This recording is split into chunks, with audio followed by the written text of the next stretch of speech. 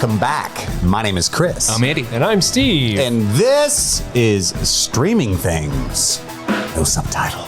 None needed, frankly. Yeah. You know it. I mean, we could binge, we could nerd, we could 4 stars, we could some of the Stranger Things podcast, but we don't need that. Nah, It's just us now. Speaks for itself. No frills. Yeah. Streaming Things, no frills. And if you're new to the show, welcome. We've got a treat for you. I always say that. Sometimes it's a lie, but not today. And if it was, would I tell you that? No. So is it? We wouldn't lie to you. Andy, quit winking. Quit winking, Andy. Andy, why are you winking? What we typically do is whatever the hell we want, and we haven't hammered that down. But we try to stay in the realm of TV and film and reviewing whatever's on our minds. But today, something near and dear to our hearts. So next week, as you know, you're probably waiting with bated breath. We've decided to torture ourselves and watch all 10 of the Fast and Furious saga franchise films. And we felt a little bit like sellouts doing that. Not really, who cares? But we wanted to spend this week discussing indie films, shedding light on some smaller, maybe lesser known films. Some of them are probably ubiquitously regarded as wonderments already, but that is what it is. But, you know, we wanted to do the opposite this week. So that's what we're going to be doing on tonight's show. And then again, next week, look forward to our just... I don't know what you want to call it. A marathon. Fasten your seatbelts. Yeah. It's Fast and the Furious time, baby. Smorgasbord. We are going to watch all 9. That's the first 8 and the spinoff Hobbs and Shaw. And then I guess we have to go to the theater. I didn't even think about that to see Fast 9. Yeah. Yeah, when do you guys want to go? Friday. Okay. The debut. the butt. It's one of our things here on this show, by the way, if you're new. We just purposefully mispronounce things like Disney Plus. I don't know what you're talking about. That's how you pronounce it. It's just a way. That's just how you. I like how last week Steve's just in the background every time I didn't say, like I just kept saying plus. And he just kept going, please. He thought I didn't notice, but I did. Oh, I was going to say, did you not notice it while we were recording? I did, but it wasn't. I wouldn't say it wasn't funny. I did. I just kind of heard it. Oh, no, say no more. No, I get it. But when I was listening to it in my car, it was hilarious. So I'm glad you did. It's much like how Andy always says really funny things in the background inaudibly, and then I catch them later and laugh a lot in the car. Is it weird that I listen to the show? No. I don't think so. Because I thoroughly enjoy it. Like I don't always finish every episode, but I listen to every episode. Andy. I feel like you guys should listen to the show, mostly because you never know if I'm going to like bastardize what you say, because I could. I could if I wanted to. You get really mad at us and just be like... Chop up your words so it sounds like you, like, I am pedophile. What? Mike Birbiglia. Is that what it is? Yeah, that was the one. Right? That was really well done. Mike Birbiglia. Sorry, Mike. You have the power to fix or destroy things, Steve. Dude, when I used to edit our old podcast, I went ham on every episode and would like cut out seconds of silence and like would cut out anything that made one of us sound kind of dumb, like if we didn't totally know what we were talking about. So editing, So it was just a bunch of silence. So, right. Every episode took me like a week to edit because I didn't know what the fuck I was doing. Oh, yeah. Nobody got time for that. It was terrible. If we sound dumb, so be it. That's part of our charm, right? Yeah. 4 stars. Literally, somebody gave us 4 stars because we're dumb. Sophomoric humor. They don't know anything. Sophomoric misogyny. That's what it was. Yes, but also not that knowledgeable on TV or film or music. That's literally all we talk about. Oh, no. 4 stars. Yeah. Well, okay. Oh, okay. Well, Glad he's enjoying why'd you have to say all that mean shit? Scum of the earth. 4 Speaking of 4-star reviews, we would be infinitely grateful if you left a 5-star review on wherever you're listening to this podcast, most likely iTunes due to our metrics. Just take a couple of seconds, drop a 5-star review. If you have some kind words to put in the review, that would be even more wonderful. That helps people find us, raises us in the algorithm. We would definitely appreciate that. Even if we only deserve 4 stars, give it 5 and then say in the comment that it's actually a 4-star. Yeah, Do us a favor. This was a pity star. Do us a favor and lie to your friends and tell them this is a great show that they can't miss. Just lie to your friends and family. Very much appreciate that. As long as we get their ears in our world. Yeah. Okay. Just the ears. Yeah. Maybe think of Men in Tights. Lend me your ears. And throw them at them. Throw a whole bunch of ears at them. Also, email us at streamingthingspod@gmail.com if you have something that you would like to say to us. It doesn't even have to be kind. It could be mean. That's fine. We just like getting emails. Yeah. Just, if you want to join the conversation. And then isn't there a way you can just dial in and leave a voicemail for us, Steve? You can. If you want to dial in and leave us a voicemail, you can dial 859-757-4051. Again, that's 859-757-4051. Very well.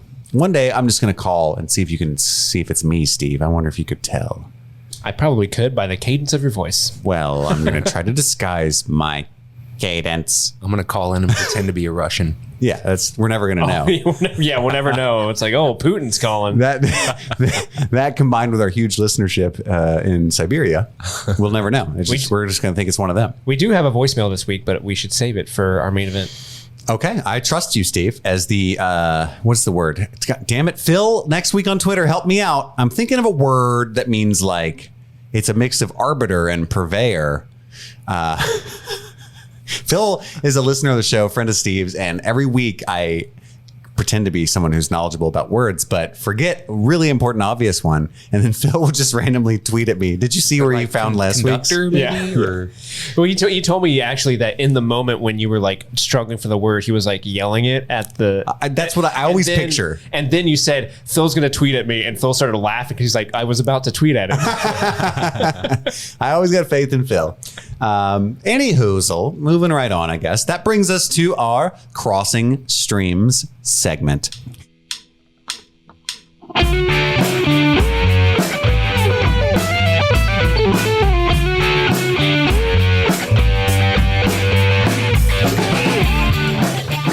This bumper goes out to a very special listener that was very upset that we didn't have a bumper for the Crossing Streams segment. So Andy wrote this for you.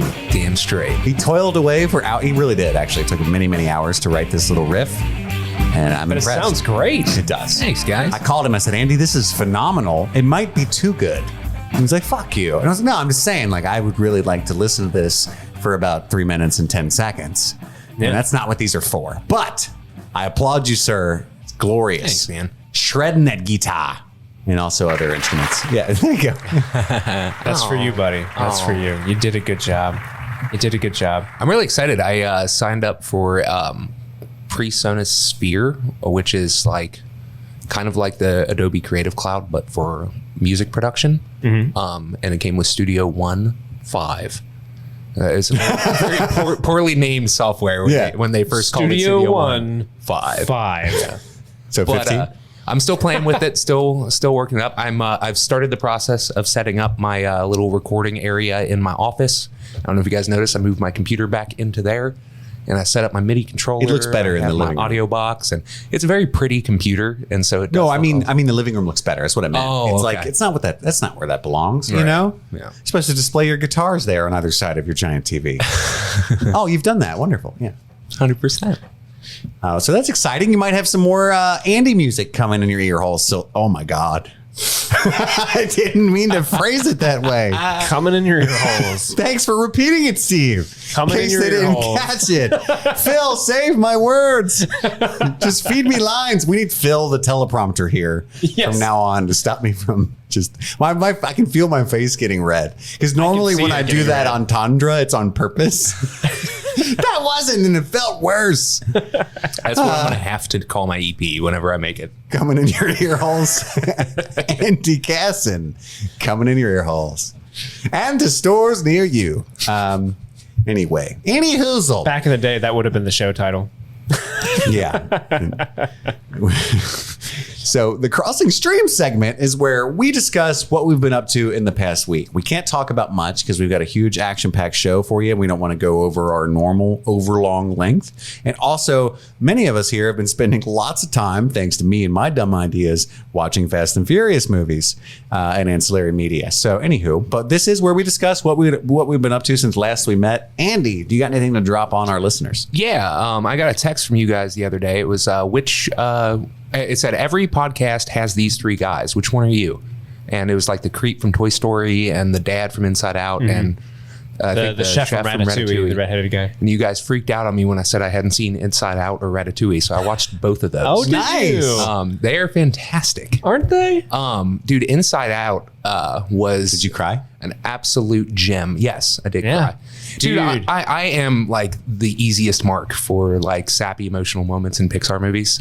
So I'm just like, oh my God. I legit teared up at Inside Out. Mm-hmm. Well, there's a scene with a particular pink person that just Yeah. made me just like wallow in tears. Like, no, It was- yeah. childhood. Do you not often cry when watching films, Steve? I do, but usually it's like single tear. Like my eyes are welling up, but I'm not actually like crying.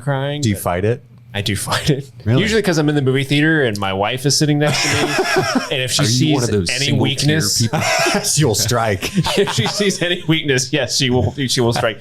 Her common go-to is if she ever catches me, she just goes, "Are you crying?" No. It can be the fucking There's no crying in It can be baseball. the saddest thing on the screen, and she's like, "Are you crying, wuss?" Just and then Do I look like a double fucking rainbow to you? But tell me more about your thoughts on these movies, man. Dude, Inside Out, it was one of the most clever ideas for an animated movie ever. And it got me thinking a lot. I'm not huge into animated movies, right? Like I'll watch them, but I'm not going to go out of my way. You know what I mean? There was that one that came out recently. Like if there's one playing on your way home. Sure. Soul. No, not Soul. It was Luca? the Machine versus the Machines or something. Mitchell's versus the Machines. Yeah, I've not yet gotten to that, even though I know it's going to be amazing. I just haven't Really gotten good. around to That it. is really, really good. But so anyway, it got me thinking a lot. Watching Inside Out, I was like, really, like, animated movies are the last bastion of any idea you want is doable, and I think that's so Zack cool. Snyder says so. Like, it would have been impossible to have made Inside Out as a live action movie. Right. Although I'm sure inevitably Disney is going to figure that out and do it because that's what they do. 20 years from now, we're going to get the live version of Inside Out. I thought it was fantastic. Ratatouille, I also super liked, but damn, dude, like animated movies have changed. Like there was straight up like there's a scene where the main character is super hungover and like can't wake up. And they give him, what's that movie where they carry around the dead guy? Weekend at Bernie's? They totally Weekend at Bernie this guy. Like he's passed out drunk snoring, and like the whole conceit is the rat controls the guy by like pulling on his hair.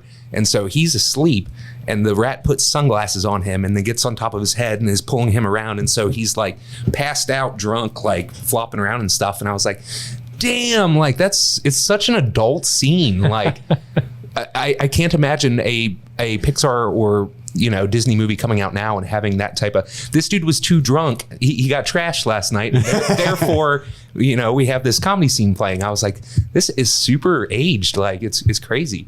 I also want to shout out the little Chinatown reference in Inside Out when the one cloud gets blown up and the wife cloud is talking to him and she's like, yeah, the little kid ran through it and completely destroyed it. And then it happens to her, and the cop's like, "Hey," he's like, "Just leave it alone, Jack. It's Cloud Town." It's like this straight up. It's Chinatown. I love the little adult. No child is going to get this reference when those happens in those movies. But yeah, those are really the only two things I've been streaming. But that was a damn good way to spend your time. Yeah. And we're proud of you. Because normally with the blind spots here, like I still haven't watched that episode of Doctor Who, and it should be very easy for me to do so. I'm just willfully ignorant right now. Do you have HBO Max? I do. Then there's no excuse. And it wouldn't matter if I didn't. I would just buy it. I'm terrible with money. Season and episode for him, and still nothing. Yeah, I don't remember the name of it. It's called Blink. Yep. Okay. Just blink. I will not watch it, apparently. Steve, what have you been doing? Well, unfortunately for me, my week has been insane. A lot of 12-hour shoots. So I would come home from a long day shooting in the sun and then go right to bed and start over again. Would you, Steve? Is that what you did? Yes. You went right to bed? Other than watching the Fast and Furious films that we were required to do. You did nothing else? No. Oh, well, I ate dinner. Okay. So if I checked your PlayStation and I wouldn't see any Mass Effect hours in there? No, you wouldn't because I play offline. That's true. I never see you on there. But no, the only thing, literally the only things I've streamed this week are the first two Fast and the Furious films and also the latest episode of Star Wars The Bad Batch. How's that? I didn't know that was still a thing. I deleted that from my brain. I think there's like 16 episodes of the season. Is it still getting worse and worse, or is it just like... It was. The last 2 episodes did pick up because they finally kind of, careened back to a pretty major plot point. And the last 2 episodes saw the return of 2 very popular characters from the Clone Wars. I don't want to spoil whom. The most recent of which was a big surprise for me and made me kind of like squeal out loud because it's like a really cool character that they haven't used in years. And people are always wondering, like, hey, what happened to that guy? Why don't they use that dude? And he came back, and it was exciting to see him. And I hope to see him some more because he's a really fascinating character. I don't want to spoil who it is, just in case we have, a listener that watches that show. It sounds like it's something that is rewarding to diehard Star Wars fans only. Mm-hmm. Yeah. Literally, like, you have to be the nerdiest of nerds Star Wars, because I don't think it's doing well. I know they don't like release their viewership numbers, but it's not in the conversation. No one's talking about it. Yeah, it's just this thing that's flying under the radar, I feel like. But it's still not great. The episodes seem to be getting shorter and shorter, which is really funny because the first episode's like an hour and 15 minutes. Yeah.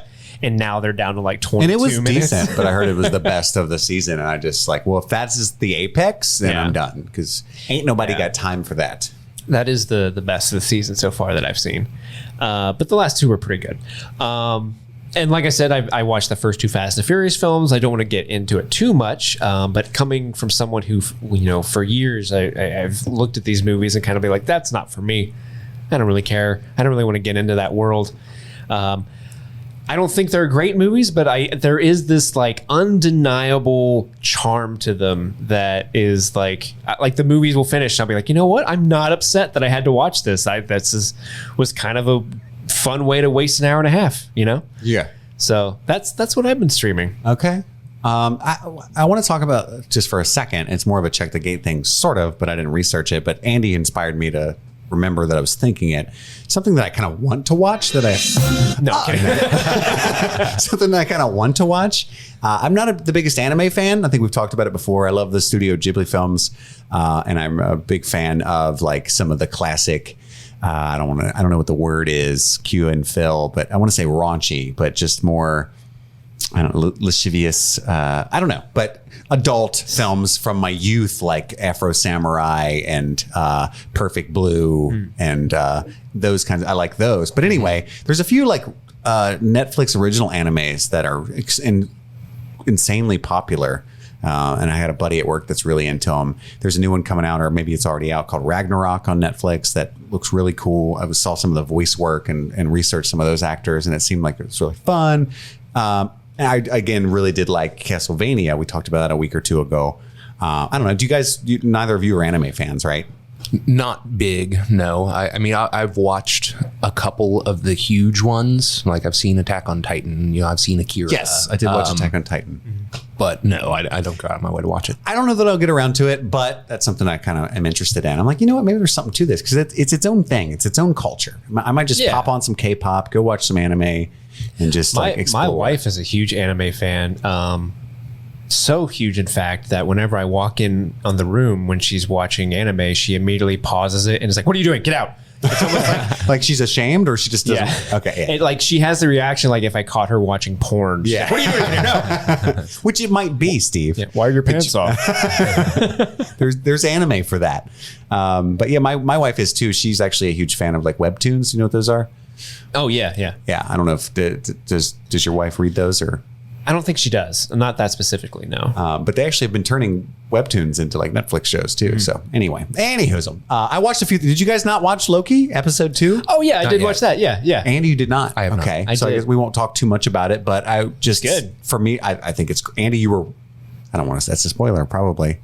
I had a good idea of where it's going. You were, almost spot on a few things, and I think you should watch it probably tonight, just because that's interesting. But I think it was just as good as the pilot. I'm very intrigued to where it's going. It's definitely the best of the MCU derivative shows that I've seen, and very excited to see where it goes. The buddy cop vibe to it is really good. That's a whole genre that I would love to see as much of as possible in the MCU. So far, I would love for us to do like another episode on it later on when it finishes. Oh, for sure. I think we could devote a whole episode to it. Absolutely. And if write into streamingthingspod@gmail.com if you would like to hear that, or not, if you'd like to not hear it. Actually, keep that to yourself. Don't yuck anybody's yum. I also caught all the way up on Mythic Quest. I just want to say that I want to plug it every week until I know that every man, woman, and child on Earth, maybe not certain children, are watching this show. That's all I want to say. Has the finale aired yet? No. Okay. Which certain children should watch? Ones whose parents don't think that they should be watching shows that have prolific profanity. That's all I'm saying. I also, speaking of profanity, Dave season 2 dropped the other day. Did you guys happen to... Well, Steve, you didn't watch season 1 yet, right? Correct. It's amazing. Andy, did you watch season 2? No, I can't get into Hulu. Oh, that's right. I tried to... No, I didn't, FBI. I didn't try to let Andy use my Hulu. So here's I actually think I pay for 2 Hulus. I just love the idea of FBI like, we got another one, guys. We're big Streaming Things fans, but not anymore. 2 Hulus. So here's what happened. Here's how I pay for, I think, 2 Hulus. I just like that phrase. Tulu? What happened? It's right there. It's such a low-hanging fruit. I ducked under it. What happened was I paid for Hulu. No. That's not what happened. I mean, you'd think that'd be the beginning of the story, but it wasn't. I subscribed to Hulu via my Verizon Cell membership because there's like a discount and it's kind of simple. Mm-hmm. But then I went to log in and it wouldn't work. So Disney Plus, I might also have 2 as well. And I really wanted to watch something. I couldn't figure out how to verify that I had paid for it through Verizon. So then I paid for it organically just through straight to Hulu. Oh, no. And then later I saw it charged on my phone bill for the Hulu package. Oh, no. And I was like, fuck it. So, because I'm terrible with money. But here's what I'm thinking. I did read a little bit, and apparently Verizon can like sense that if it's the same email address, and they'll cancel one for you or something like that, hopefully. So I hope so. I don't know. Help me out there, listeners, if that's may or may not be the case. But Andy was like, hey, can I use your Hulu? And I'm like, which one? You know. But anyways, Dave season 2. Honestly, the first episode, not as strong as any of the ones from season 1. Really? But also containing all of the quirk and heart that I expected, and I'm excited to see where it goes. It does this strange thing, and let me see if you get the same feeling when you watch it. There is no recap that I can recall. And keep in mind, this episode was interrupted by a tornado in the area where we live in Cincinnati. So like I spent 20 minutes in the middle of the show in my basement holding my dogs thinking, hey, I think it's about to go down. It was a tornado warning. Yeah, right. This is terrible. Dude, I was at the bar. I was like, well, this fits. This is definitely how I go. And I always knew it.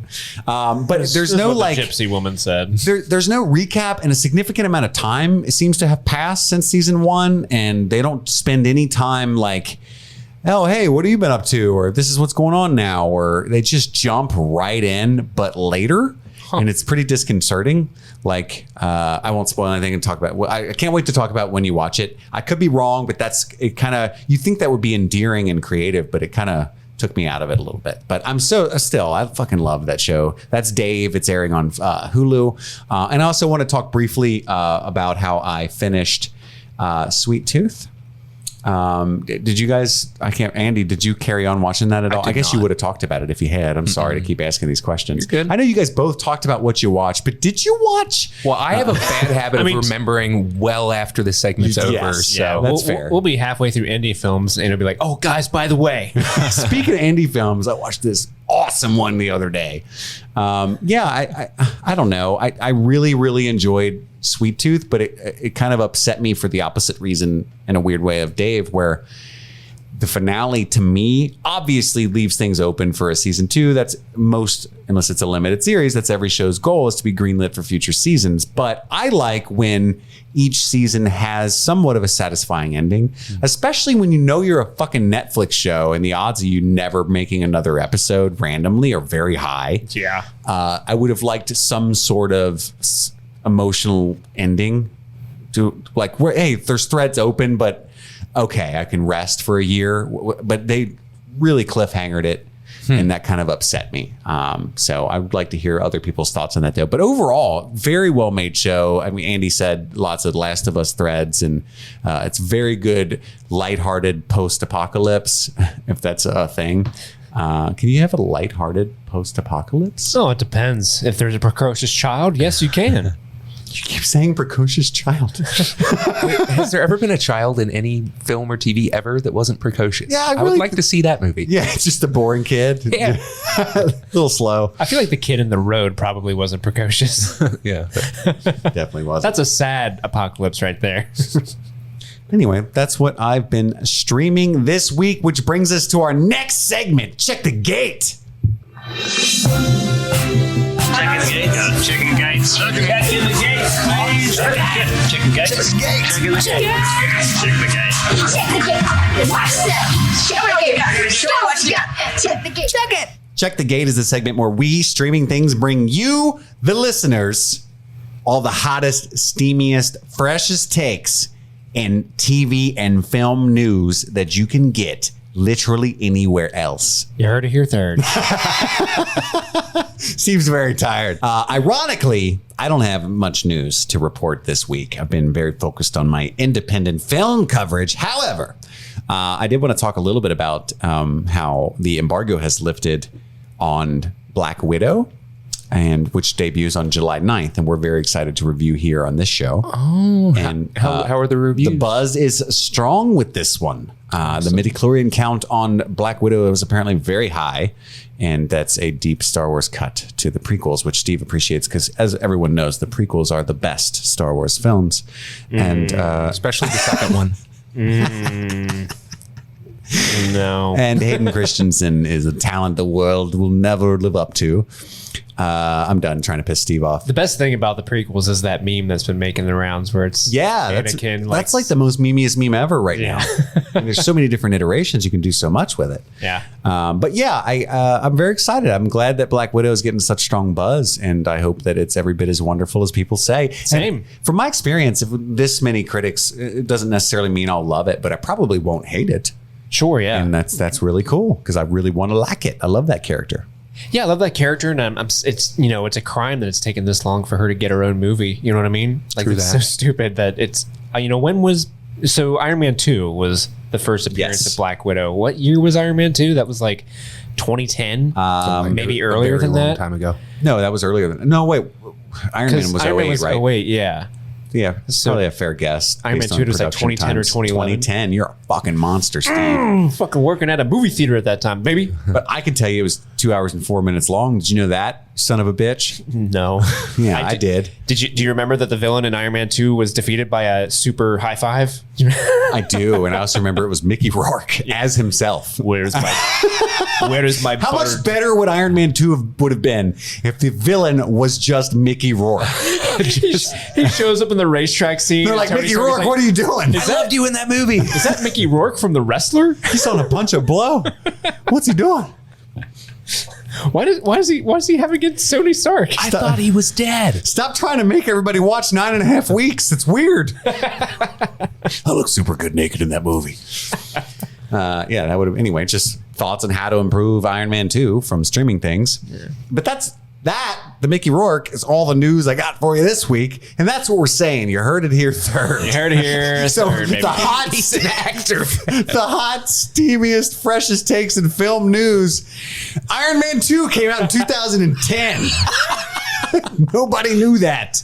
And it's 2 hours and 4 minutes long. According to the movie's subreddit, the number one most newsworthy thing on that Reddit right now is Frances McDormand, Steve Buscemi, and Joel Cohen reunite to reflect on 25 years of Fargo. So it's probably a slow week.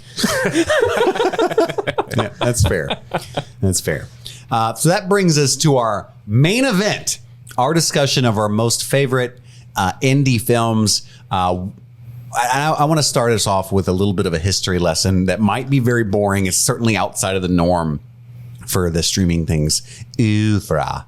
But I did some digging. I started thinking, what is an indie film? right? Because as I was making my list, I saw some patterns. Who is indie? Who is indie? What is indie film? Indie Casson. So I started thinking some of these films are actually, they have a huge fan base. I don't think I'm doing anybody any favors or telling them to watch this movie they've probably seen. And I started thinking, well, it's okay. Sometimes indie films catch fire and a lot of people watch them. They're still independent films. And I also started looking at some of my favorite indie films, quote unquote indie, realizing that there were huge studios behind them. And I'm like, oh no, this was produced by 20th Century Fox. Oh no, this is a Warner Brothers film. Oh no, this is MGM. And then I realized, of course, indie films get bought up at festivals by larger studios and distributed. That doesn't mean it's not an indie film. So anyway, So they're more the distributor than the producer. True. Very true. But I started thinking, okay, let's just start off. What is an independent film? Okay. So, and a lot of what I'm about to say is just pulled straight from Wikipedia because in true Streaming Things forum, we put very little effort into this. But I pulled from some other things. Hey, you typed up the Google search for Wikipedia? Yeah, man. Yeah. I mean, that's the effort they expect from us. Yeah. So an independent film is a feature film or short that is produced outside the major film studio system, in addition to being produced and distributed by independent entertainment companies. Independent films are sometimes distinguishable by their content and style, so they're often quirky and weird. They can get away with things that normal studios wouldn't greenlight, or the larger studios, right? Which is why sometimes we love them. Sometimes they're weird major misses, though, right? For sure. And the way in which the filmmaker's personal artistic vision is realized. Usually, but not always, independent films are made with considerably lower budgets than major studio films, as Steve alluded to earlier, perhaps off air, now that I'm mentioning it. Yeah, that was totally Now we've spoiled it. They know we talk outside of this. Oh, shit. Oh, man. Oh, jeez. Generally, the podcast is coming from inside the house. Generally, the marketing of independent films is characterized by limited release, often at independent movie theaters, but they can also have major marketing campaigns and a wide release, blah, blah, blah, blah. Okay, so I can stop there. That's the definition of an indie film. And I've got a little film history to go into here in a soon. Damn it, film. I need your teleprompter, the Philiprompter. So, I mean, I don't want to talk a little bit about, did you guys also struggle with this in a sense of like, did you start to question yourself? Almost like when you say a word too many times in a row and it loses its meaning. I started thinking overly much about, is this an indie film? Do I just have like an indie film connotation in my mind? And that just means it had a strong artistic vision, or less people watched it, or I feel special and it's actually a major studio release that just bombed, or anyway, did you guys also do that where you kind of thought too much about it? I did 100%. My immediate first thought of my favorite indie films, I thought of my favorite movie ever, Eternal Sunshine of the Spotless Mind. And I was like, is that indie though? Because it has fucking Jim Carrey, Kate Winslet, and Elijah Wood and Mark Ruffalo. Like, it's hard to qualify a movie as indie when it has the biggest names in Hollywood, you know? But I think that movie is technically an indie film. But yeah, so I started trying to think of like deep cut indies, you know what I mean? Because it was only a $20 million budget. Sorry to interrupt. There you go. I mean, so yeah, when I started trying to think of like my favorite indie films, I started, because I was questioning myself so much on what constitutes an indie, I started thinking of like, all right, if it costs more than like $1 million, then I'm probably not going to bring it up. Oh, wow. You went that far. Yeah. I mean, I didn't like look up every budget, but you can tell, you know what I mean? Yeah.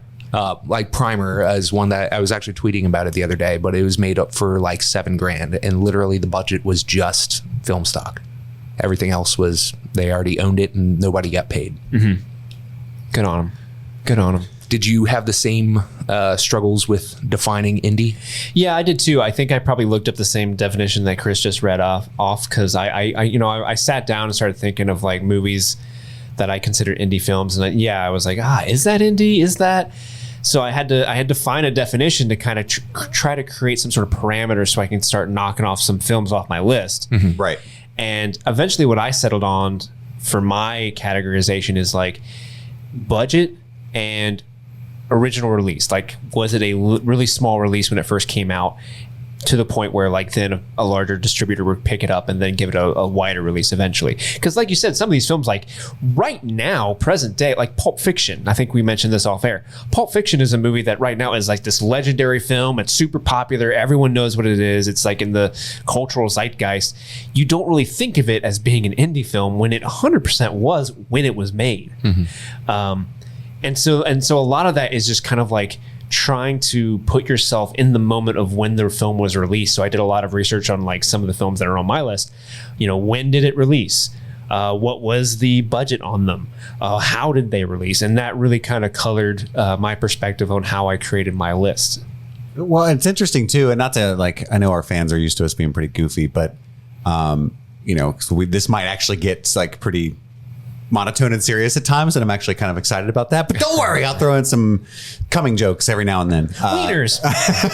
But you got to remember that there's been waves of it too, where like in the early 90s, what you're talking about with Pulp Fiction, that was an indie revolution. And we got the birth of Quentin Tarantino, Robert Rodriguez, Kevin Smith, Richard Linklater, all at the same time. And so, but it's like, if you mention, like, I just felt stupid if I came into this indie film discussion, like favorite indie films of all time. Pulp Fiction, Dazed and Confused. Like, you'd be like, get the fuck out of here, man. Those are like anybody over 20 years old. Those are among their favorite movies, right? So I tried to pick some that still, a lot of them are very either won a lot of awards or a lot of people I know for a fact have seen, but I just couldn't not talk about them. But in general, I think what this is useful for is just kind of focusing on how much we appreciate. Like, for instance, not to interrupt my sentence yet again, interrupting myself, but I like the part of the definition that says distinguishable by their content and style and the way in which the filmmaker's personal artistic vision is realized. That, I think, is what is special and what is unique. And even though I love MCU movies, I even everybody knows I like Zack Snyder's Justice League, right? I like that shit. They preserve that vision too much. I like that shit. However, I really think there's something to be said for the lost art of the $20 to $60 million movie that you can go to the Esquire and watch and walk home because you're just like destroyed and your life's a little bit altered and you need to think about what you just saw. You don't even know if you liked it yet. Like, did I like that? I feel empty inside. And then you talk about it with a friend and all of a sudden you're like, you know what? That is true about life experience. And that gave you something, that added something to your life in a very real way. After we saw Mother, when we were standing outside the theater and realized what it was, like when we were like, oh my fucking God, that was like a biblical allegory for Mother Earth. Like, we realized that while we were like well after. Yeah, smoking outside the theater. It was crazy. Yeah. Those moments is what and we also saw, like when we saw Manchester by the Sea, that fucked us up. Movie tore me. That destroyed us. Yeah. Even when we saw, who's the guy, Nicholas Winding Refn, that you love, and we went and saw the Elle Fanning. The Elle Fanning movie. What is that? It was after Drive. Hannah? No, come on, guys. It's got Oscar Isaac in it, I think. Oh, Neon Demon. We went and saw Neon Demon, and we didn't particularly like that movie at all, but we were just kind of like it fucked our day up. You know what I mean? But in a good way. Like, that's what we need movies for. But anyway, I saw a pattern. So I came up with about 15 films, all recently. So you can tell I was being lazy. Like, there's not one before 2010. But that also kind of speaks to how many there are, because I didn't even have to. I had to stop because I was getting too many. Every single film, 100%, unanimously. I wanted to throw back last week. Are written and directed by the same person. And I could not let go of that pattern. And I think that that's very strong and very prevalent in an indie film, or the kind of movie that I think of in an indie film is just a very singular vision. Did you do any research to that, or did you notice that same pattern? Yeah, I'm pretty sure all of the ones I came up with were the same. Yeah, I've got 7 on my list, and I don't know if all of them are that, but like probably 80% of them are same writer, same director. I also kind of approach mine just from the basis of, indie films that are important to me at certain parts of my life. Like, I don't even think some of these films, when I say them, like, I like them, but like a couple of them, like, I don't think are good. There's one that I genuinely dislike. I just like how it was made. Yeah. And it's just like, it was just something that like 15-year-old me was like, yeah, this is so cool. But like nowadays I'd probably watch it like, this isn't great, but it's fun. Yeah. But yeah, like you said, most of them are written and directed by the same person, which is a very interesting kind of, thing, I think. Absolutely. So I wanted to delve. I know this is very. We've never done anything like this, and I think it has the potential to be boring. But I didn't really know most of this as much as I think I'm a film buff and I love film history. Like the origins and politics of movies, I hadn't really delved into much, and so. But I had to, in going into the entire notion of what is an indie film, I kind of scrolled down literally and figuratively. So in 1908, the Motion Picture Patents Company, and this is all straight from Wikipedia, was called the Edison Trust, and it was formed. And it was basically a cartel that held a monopoly on film. So they controlled all the movies that were made and distributed, right? So this is the early 20th century. So that's the way things were for the first, silent film era, all the way up to like Birth of a Nation, things like that, right? And then in early 1910, director D.W. Griffith was sent by the Biograph Company to the West Coast with his acting troupe. And there's some actors there that from the early 20th century. Was D.W. Griffith Birth of a Nation? Is it that guy? I don't want to click the blue thing on his name. Sorry, go ahead. But probably. So then they began filming on a vacant lot near Georgia Street in downtown LA. And so they started exploring new territories, traveling several miles north to Hollywood, a little village that was friendly and positive about the movie company filming there. Probably never heard of Hollywood. You're right about that, Andy BT Dubs. Word. Griffith then filmed the first movie ever shot in Hollywood, In Old California is the name of the movie. Blah, blah, blah, blah. But what I'm getting at is that's fascinating to me is the evil studio system as we now know it was formed right there in the early 1900s, railing against the monopoly that the Edison Trust had on the East Coast. So that's why they ran to California, right? Weird. So within a few years, ambitious men like Samuel Goldwyn, Carl Laemmle, Adolf Zukor, Louis B. Mayer, and the Warner Brothers, of which I did not know there were so many. I always pictured two guys. What's up, Tim? Tim Warner. Hi, Harry Warner. We're brothers. But no, it's Harry, Albert, Samuel, and Jack Warner. Nobody likes Jack. Right. Yeah. What? Yeah. So they billing. All of these big studios were formed as, against the Edison Trust. So within no time at all, you get 20th Century Fox, Metro Goldwyn Mayer, Paramount Pictures, and Warner Brothers, right? And then later, smaller companies, Columbia Pictures, United Artists, and Universal Studios. So we can thank Thomas Edison being such a giant asshole. Son of a bitch. For Hollywood right now. Finally, there was Poverty Row, which was a catch-all term used to encompass any other smaller studio that manages to fight their way up into the increasingly exclusive movie business, right? So we all know what happened next. They all made a fuckload of money and became the thing that they hated, right? And there's a lot of history in between there that I'm skipping over. But what I thought was fascinating was, hey, there was kind of like this gangster origin to this whole system, right? Capitalism came in very quickly to discover this new art form. And so now what we have, so why is an indie film beneficial? Because if you want to, say, make a movie about a young woman in a room that was kidnapped by a man and she and raped and impregnated, and then watch her raise that baby in the same room for like 50 minutes of the film, and then escape, and you deal with trauma and PTSD and Stockholm syndrome and all these kinds of things.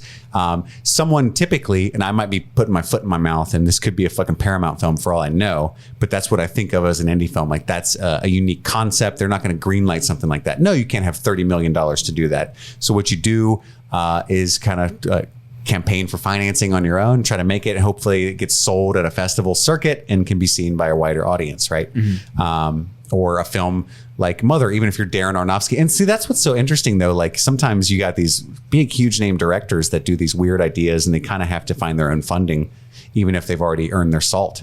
Yeah. It's funny, we mentioned Darren Aronofsky, but we didn't mention Requiem for a Dream, or at least I didn't write that down, because that's one of those legendary movies, at least from my youth, but it might not be. I mean, maybe kids these days aren't watching Trainspotting and Requiem for a Dream anymore like we were.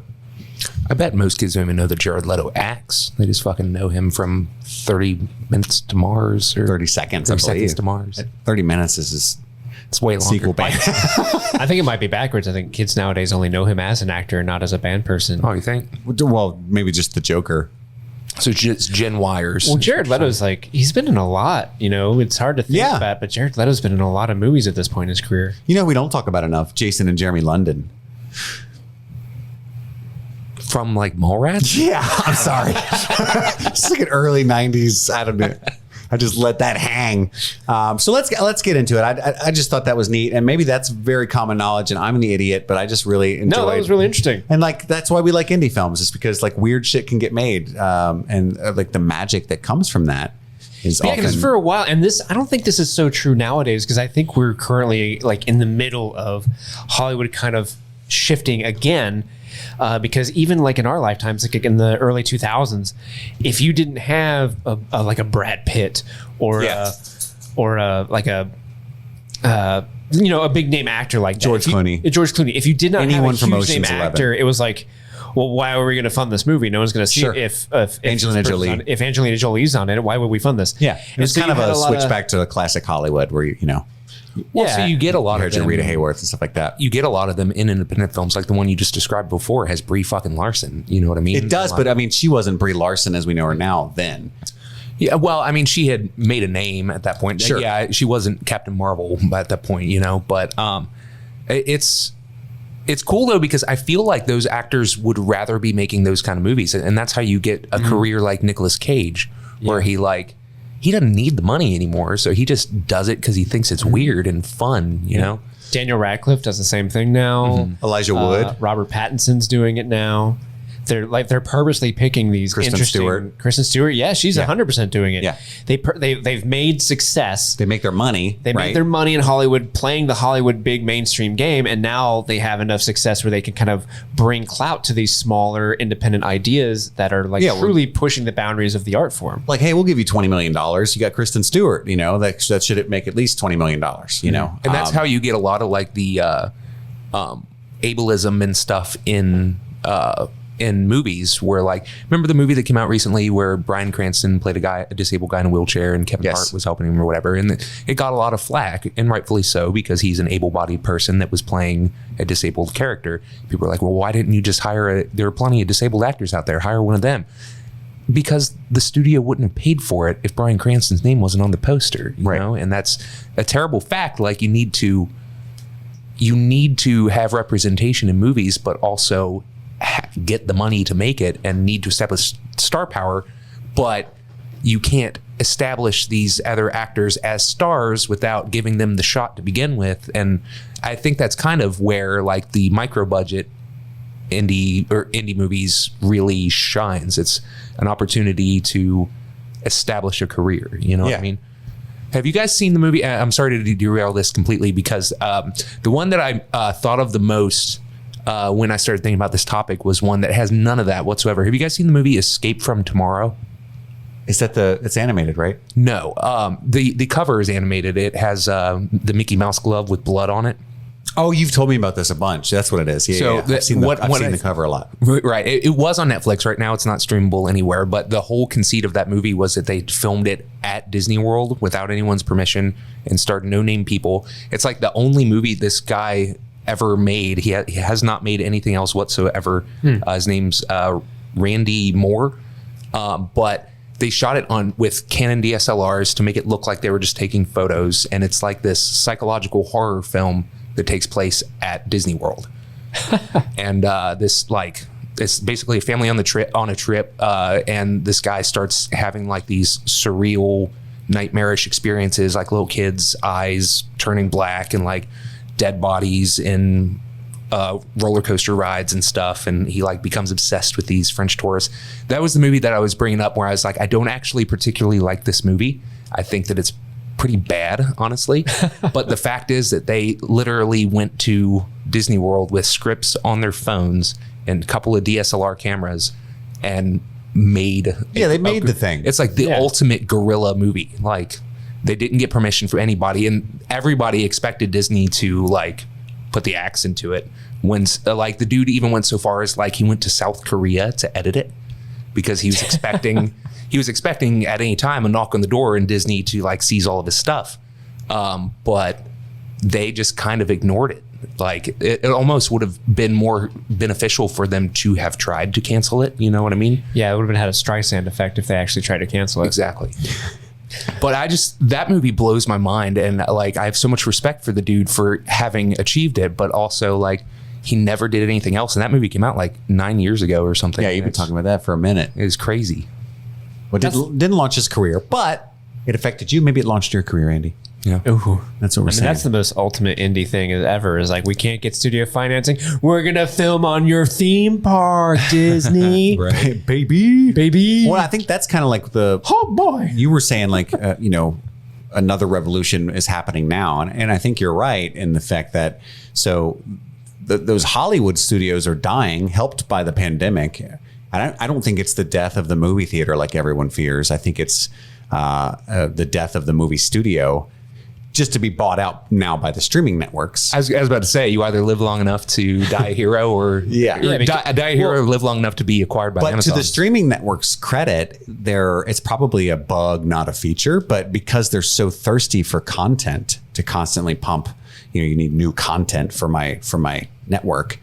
They're giving a lot of indie filmmakers a chance to make their thing now, right? Or at least, in years past, Netflix has been a place specifically where, a lot of lesser known indie films can be distributed and seen by all immediately. And, foreign films have, I think, gotten a new life in America thanks to Netflix and stream networks like it. That was the point I was trying to make. I was trying to circle back to that because on the old days, you had to have like a boardroom of execs like green lighting your film, and they would take they would sand all the rough edges off of it to the detriment of the film sometimes. Sure.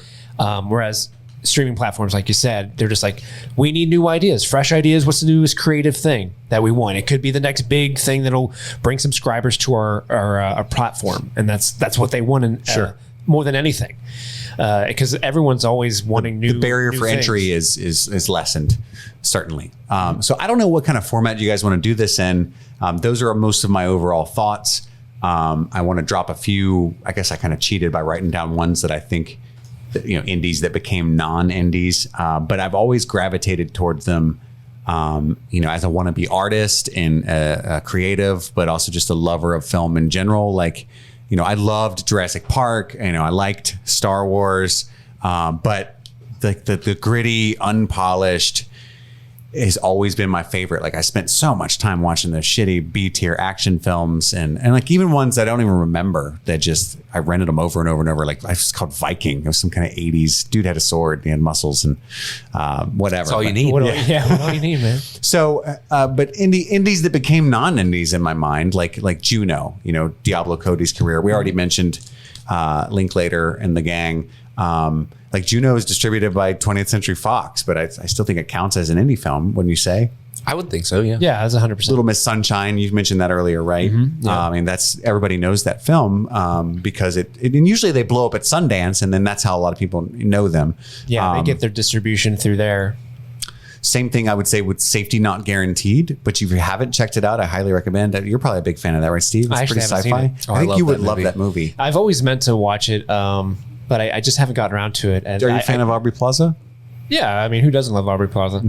I just the writer of that movie, I just find interesting that he makes that, and then he goes on to he writes Jurassic World and then Rise of Skywalker. Well, and it's like, he got fired from Rise of Skywalker because of Book of Henry. Yeah, it was Colin Trevorrow, right?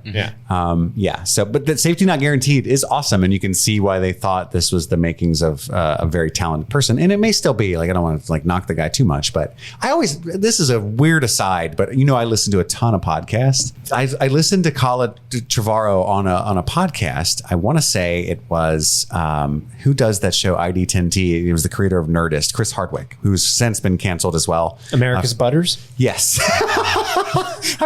America's Butters. That's amazing. That's what I've always called Chris Hardwick. That's amazing. I think it was on the Nerdist podcast. But anyway, it was when he was first offered the job to helm Rise of Skywalker. And it was this long monologue about it was so embarrassing now.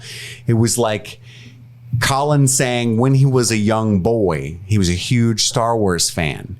and he told his friend or his family, somebody that didn't believe in him, it was either that or he got like a premonition of something embarrassing in retrospect. I will one day make a Star Wars film.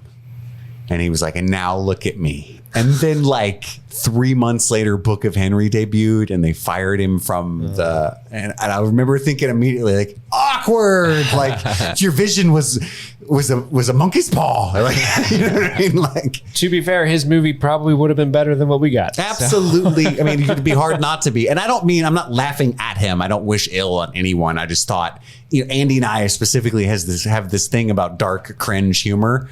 Like I can call Andy, like the other day I was like, Andy, I went to the gym to improve myself. You texted me this too. Accidentally, because you're in that thread, but I knew Andy would laugh because he thinks this kind of shit's funny, literally. But I walked in the gym and shit myself and went home, and that was my day, right? Like, and I knew Andy's gonna like, yes, like I live for this. How dare you try to be better than you are? Actually, it's funny when you texted me that I was actually texting my boss at work, and so like I texted him. I put my phone down, waiting for his reply. I got the message like, you got a text. So I look at my phone, and I don't see your name. I just see like I walked into the gym and took a shit and left, and I just thought like, why the fuck would he tell me this? And I scrolled up and saw it was him. Like, oh, that's funny. Yeah, that's so Chris. That's so Chris. I don't remember why I was. I was just saying. Yeah, I don't wish ill on Colin. But anyway, but let's delve in. We're running out of time. Again, I'm a talker. So I got some ones I want to shout out. So anyway, I want to plug. These are why these are not mentioned. We assume you've seen these. I'll keep going from Safety Not Guaranteed. Robert Eggers, I think, is beyond indie now. Like The Witch immediately catapulted him. Yeah, I never saw Lighthouse. You definitely gotta watch it. Apparently Northman's his newest film I'm so excited for is not considered an indie film. It's got a much bigger budget. So I'm really excited for Northman. But also Ari Aster, I think, director of Hereditary and Midsommar, I think kind of elevated beyond. Did I say that pretentiously accurate? Elevated beyond. I always just called it Midsummer. I mean, I think that's fair. Yeah, I think it's that's spelled fair. Samar. Yeah, I think that's fair. And then I would also say Alex Garland, Ex Machina fame, is elevated. Him. Isn't that such a goodie? Yeah. And I'm sorry I should have checked, but I hope I'm not saying movies from your list. So Not a one. I've been talking for a while. Steve, why don't you mention a movie or three that you really want to plug? That has a smaller audience. With my notes, whatever. I kind of went down and I wrote down synopsis, directors, who starred in it, the budget, the box office, and I think it'd be fun if I read the synopsis of these films and you guys guess what it is. Okay. Some of these I think you can get. Steve loves games, and I love Steve for that. All right, so the first one I have, synopsis: vampire housemates try to cope with the complexities of modern life and show a newly turned hipster some perks of being undead. What We Do in the Shadows? Boom! 2014 is What We Do in the Shadows. That's on my list too. Yeah. Such a good indie film. Directed by Taika Waititi and Jermaine Clement, starring Jermaine Clement, Taika Waititi, Jonathan Brew. Is that how you pronounce his name? And your namesake, Stu. Stu That's Rutherford. where Stu was born. Fun fact: when I was doing research for this movie, apparently Stu, the actor is actually, his name is Stu Rutherford. Nice. And he was, I think, a college friend of Taika and Jermaine. And Taika, Such a good guy. Taika told Stu that his role was far less than what it actually was, so that he would not be nervous on set for fucking it up. And then when he saw the movie, he was like, "Wait, I'm in this a lot." But yeah, that movie had a budget of $1.6 million and the box office gross of $7 million. I know that that's an incredibly tiny budget, but like if someone gave us $1 million. $1.6 million to make a movie. God. First, they would rue the day. Because it would be called Coming in Your Ear Holes. Indie Darling. Yeah, What We Do in the Shadows is just great. Like, it's filmed really well. It's So super good. witty. Like, that was the first movie. I know he had made Boy before this, but like that was the first time I had really kind of become aware of Taika Waititi, who has since become one of my favorite directors and personalities, of all time. I was a huge fan of Jermaine Clement going into this, so just having him in the movie was like what got me in. Reese Darby's also in this, who was a huge Flight of the Conchords fan. I was like, well, it's a bunch of New Zealanders being vampires. I'm in. It's such a good movie, and it's birthed the TV show on FX. Are you a fan of that show? I am a fan of that show. Should definitely check that out. I've only caught a couple episodes of it. As much as I fucking love that movie, I just never got really around to the show. I watched a couple episodes with Chris, but what I saw of it, I super duper liked. Yeah, I think we mentioned in our best of 2020 episode, there's an episode of the second season of What We Do in the Shadows that is like one of the funniest fucking episodes of TV I've ever seen in my life. Jackie Daytona, go watch it. I have to get back into that show. Andy, do you have one? We can go around the table, I guess. I have one that, Steve, I need you to watch this movie so badly. It was made for $25,000. It's called One Cut of the Dead. That's Good the found, plug. It is. Is that the found footage zombie movie? Yes. Kinda. We'll just say sort of. Kind of. Yeah. There's not a ton I can say about it because you need to go into this movie without knowing anything about it. You just need to watch it. I blind bought it on Amazon, and I don't regret it at all. There's the first like 10 minutes, you're like, this is fucking atrocious. Are you kidding me? I mean, that's really all I can say. But holy fucking shit, watch that movie. Okay. I mean, as a filmmaker or, wannabe filmmaker, whatever we stylize ourselves as, it's a must see. And it's 25 G's, and it is one of my favorite movies. What year was it? 2017. Okay. And that's for those at home. That's One Cut of the Dead. I want to plug. So I was looking at my movie shelf for some that I wouldn't have thought of otherwise, maybe. And I found. I don't even know. Again, I don't know if this counts, but it is to me. It's a movie called Winter's Bone. Have you guys ever seen this? What, Jennifer Lawrence? Yeah, That sounds like the movie that made her. the debut of. That's The not debut. a good. That's not a good thing to say with Jennifer Lawrence. It's the debut. The debut of Jennifer Lawrence. And so I was a huge Jennifer Lawrence fan. Still am a big fan of J-Lo. And started like digging through her filmography. So the IMDb plot summary is: an unflinching Ozark mountain girl hacks through dangerous social terrain as she hunts down her drug-dealing father while trying to keep her family intact.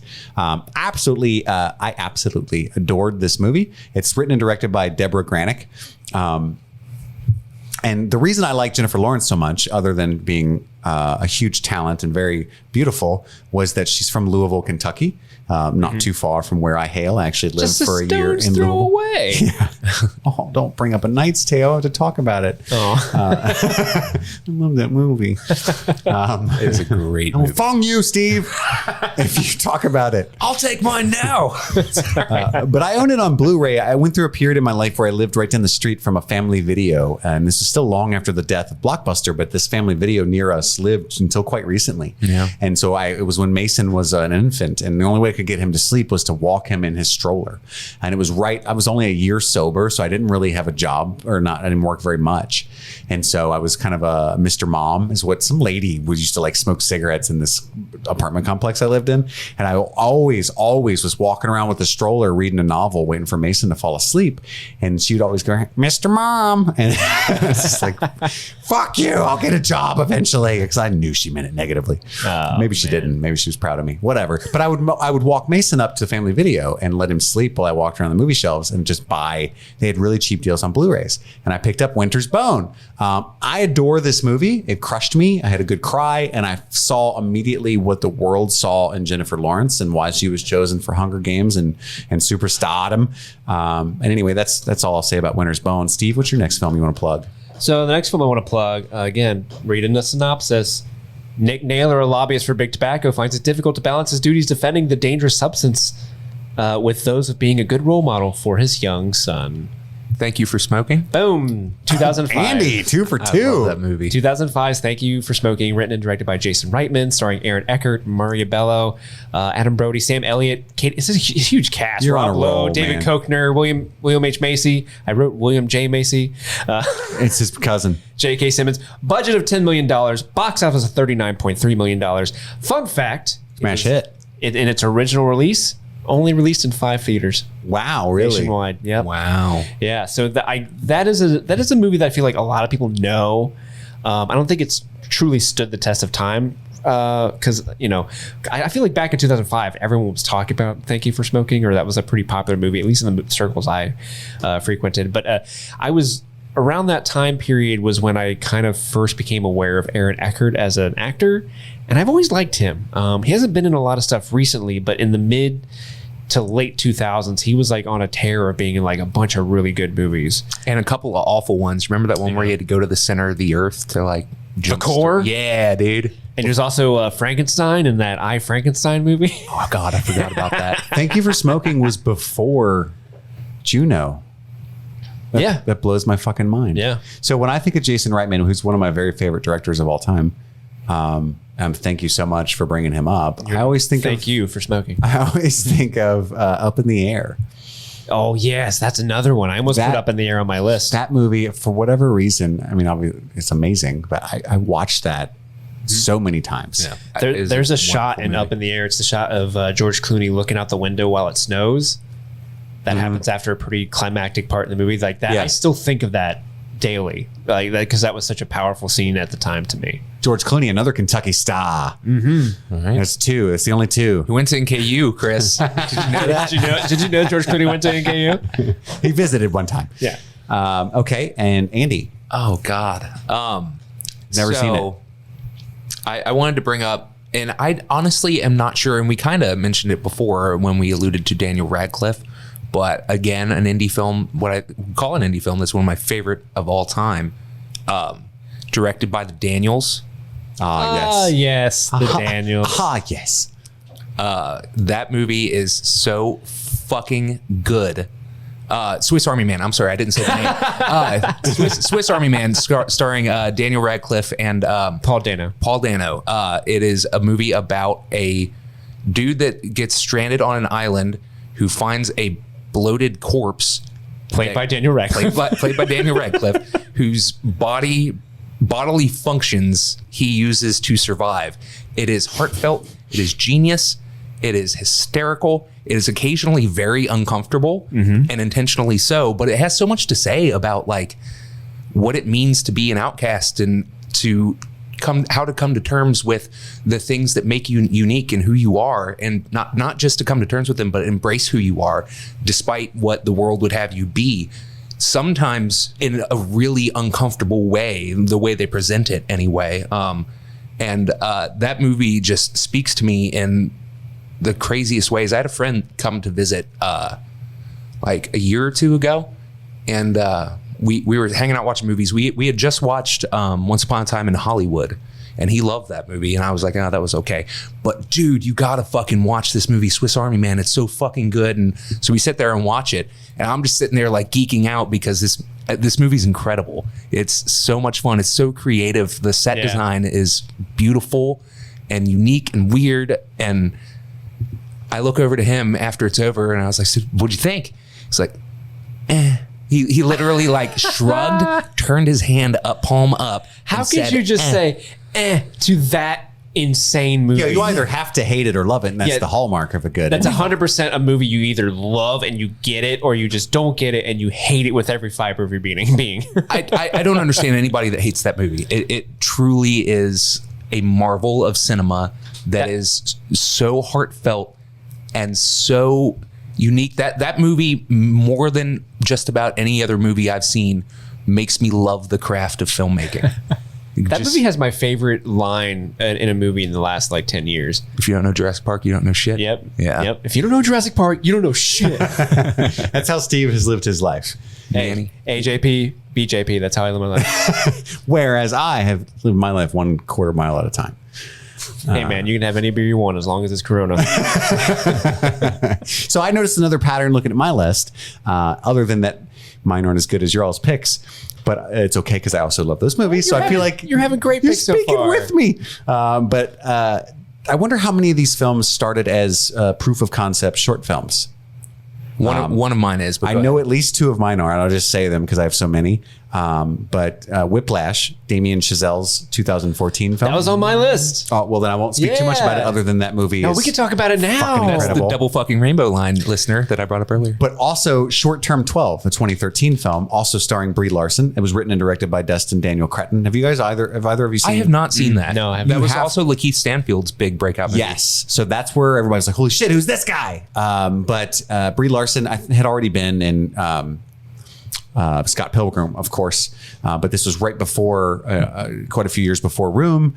And everyone was talking about Short Term 12. And while Room destroyed me, and I love the depiction of a mother's bond with her son, because at the time I was very absent, and my fiance and son were extremely close. And I started to marvel at that and try to get more involved. And it took, Room spoke a lot to me about trauma and how it stays with you. And I just thought it was a beautiful, brave film. But Short Term 12, delves into mental illness and aloneness. And all I knew is that everybody loved this film. So I just kind of, back then I had the kind of free time where I would just like, oh, somebody likes this movie, let me see. Absolutely shattered me, and I would like to watch it with you guys, actually, if we ever find time to actually hang out. I'll allow it. Other than recording. So was that one also based off concept short? It was. Oh, shit. And then Whiplash. So take it away, Steve. Let's talk about Whiplash, guys. I know we all love this movie. Oh, gosh. And Damien Chazelle's another one. Synopsis. Let me guess. Oh, I'm sorry. I realized I stole your. No, you're fine. I mean, if listeners don't know, it's just about a jazz drummer who meets up with a jazz instructor, and it's about the spiral that can be in order to try to be the best in your craft, how that can kind of lead you down a dark path. And it stars Miles Teller and J.K. Simmons. A villainous J.K. Simmons, which is, or I mean, I guess it's arguable. And I don't know. Is it debatable? No, he's definitely the villain. Yeah. But he's I think also the true villain like the football is coach that knows that they have to push. I mean, he does. I think greatness. the interesting part about that movie is that he does withdraw greatness, right? Right. So it's kind of like, anyway, That's cost, a movie kinda, that is. yeah. That's a movie that's so like raw and uncomfortable to watch at times. And I mean, it's beautifully shot. Obviously, it's a gorgeous looking movie. J.K. Simmons, like something that I think says so much about that character is his line in the film where he says like the two most dangerous words in the English language is "good job," because he just feels like that isn't how you untap greatness. So he's like mentally abusing all of his students to get them to kind of crack under pressure and making them somehow better musicians. Right. And the final scene in that movie is just fucking beautiful, but also just kind of like, it's amazing because you feel like, wow, this is amazing what they're doing. But then at the last second, you're just kind of like, that's not, I don't know if I should cheer that. And I feel dirty for feeling this way. Mm-hmm. But both actors are just so great in that movie. I'm not even a huge Miles Teller's fan, but he's like crushing it in that role. Yeah, he's fantastic. And J.K. Simmons is purely terrifying in that movie. And it's one of those movies that I've only seen once. I saw it on a plane flying from Las Vegas. And that movie, even though I saw it on a plane, it still like sticks with me. Like, that is a film that kind of lives rent free in my brain at all times. So yeah, Whiplash is so goddamn good. Yeah. I saw a really interesting tweet fairly recently about that. In one of the most iconic scenes, when Miles Teller's character, whose name I can't remember at the moment, goes to Andrew Neiman, I think. Neiman, that's right. When he goes to his first band practice, and he first discovers how abusive the conductor of the band is, he tells him to count out at a certain tempo, and then starts slapping him and saying, "Were you rushing? Were you dragging?" He actually, this is how good of a filmmaker Damien Chazelle is. He is actually counting at exactly the tempo that the guy told him to.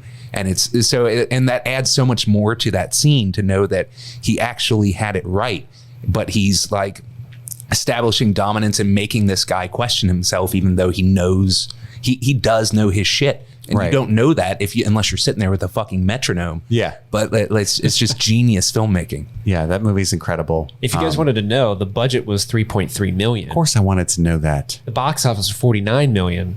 Have either... Oh, go ahead. What was it? I was about to ask, have either of you guys watched the short film that it was based on? No. It is fantastic. It's pretty much exactly the same, that sequence that I was just talking about. It is that scene, and that is the short. Ooh. It's just a day in the life at the band practice or whatever. But, and also starring J.K. Simmons, but interestingly, not Miles Teller. It's got Johnny Simmons, young Neil from Really? Scott Pilgrim. Yeah, it's way different. What does that guy feel like knowing they went ahead and made that short film? I know. Yeah, we're going to take you out, young Neil. He's used to it. Young Neil. He's used to it. And its limited release was only in 6 theaters. So, yeah, small release. Wow. This is like New York, LA, Austin, I'm guessing. Yeah, I assume. I was surprised it was only a $3.3 million budget. Even though there's very small. Even though there's not a lot going, there's no like special effects or anything in the movie. Really, it's a car crash. It just looks so beautiful, and the way it's shot, just they really used their budget well in that film. Yeah, and took some cut salaries for sure. I just want to do this role. And apparently J.K. Simmons like, I'll do it if you let me fucking lift weights and get super shredded. I mean, that in the meantime, something completely unlike anything we'd ever seen before. I mean, he's an indie darling, you know what I mean? But he's always literally a darling in those films usually because he's so lovable. But anyway, yep, that's Whiplash. Just buy it. Just fucking own all these on Blu-ray. Don't be an asshole. On streaming things. Don't be an asshole. Andy, drop another plug. So another one that was based off of a concept short film and then expanded into a feature film. Are you familiar with the movie Thunder Road? Yes. Oh my God. Yes. So I've seen the short. I have not seen the feature. So I've seen both. The short is honestly my favorite short film of all time. 100% agree. It is genius. It is beautifully acted. It is funny. It is heartbreaking. The cinematography is really unique. It's a one take. I think you can still watch it on Vimeo. Yes, it's still out there. Jim Cummings. That sounds right. I don't have it right in front of me. But yes, it's Jim Cummings. He wrote, directed, and starred in it. And it won the Grand Jury Prize for Shorts at Sundance when it premiered there. Well deserved. And after that movie premiered, he got the opportunity to expand it into a feature film and did so. It's about a cop who basically his life kind of falls apart after the death of his mother.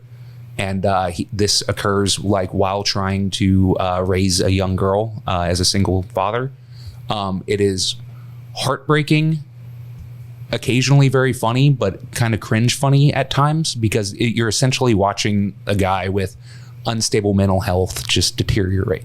And it is just gut-wrenching at times. The performance that Jim Cummings, like, he just came out of nowhere and it's just like, no, I'm actually like one of the best actors out there, by the way, guys. Yeah, just in that short, man, he's so powerful in that. So in the short, it is basically just, it's at his mother's funeral and he is up to give a eulogy and decides to present a musical number as part of his eulogy. And that's all I'll say. Look up Thunder Road. Andy short begged film. me to watch this for a long time, and I finally did a year or three ago, and I was blown away.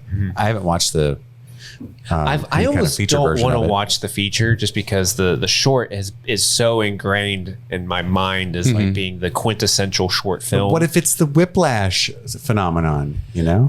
I mean, I don't think it's nearly as popular as Whiplash. Definitely not. So I'll say that the film does not live up to the insane standards set by the short film, but it is very, very good. And I would encourage you guys to watch it. Jim Cummings is low key like one of the big indie filmmakers out there right now. Like if you look him up on Shut up, Penny.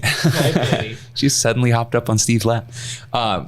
He's just, if he's on Twitter and he's constantly just, he's almost like Kevin Smith, where he's like, just do it. Just go out and make the fucking movie, you guys. You have everything that you need. Just go. If you got a phone, you got a fucking movie production studio in your hand.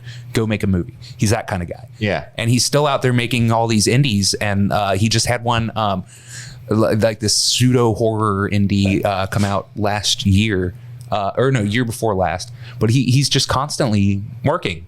And he like edits himself, and he's got like this shitty little editing studio in his garage, and he like tweets about that and stuff. The dude's awesome. Yeah. Man after our own hearts. I'm going to follow him on Twitter right now. Should. Speaking of following, Chris, how do you follow that? I can't. You guys are showing me up. So I want to plug. This one is very near and dear to my heart. It's a 2013 film called Blue Ruin.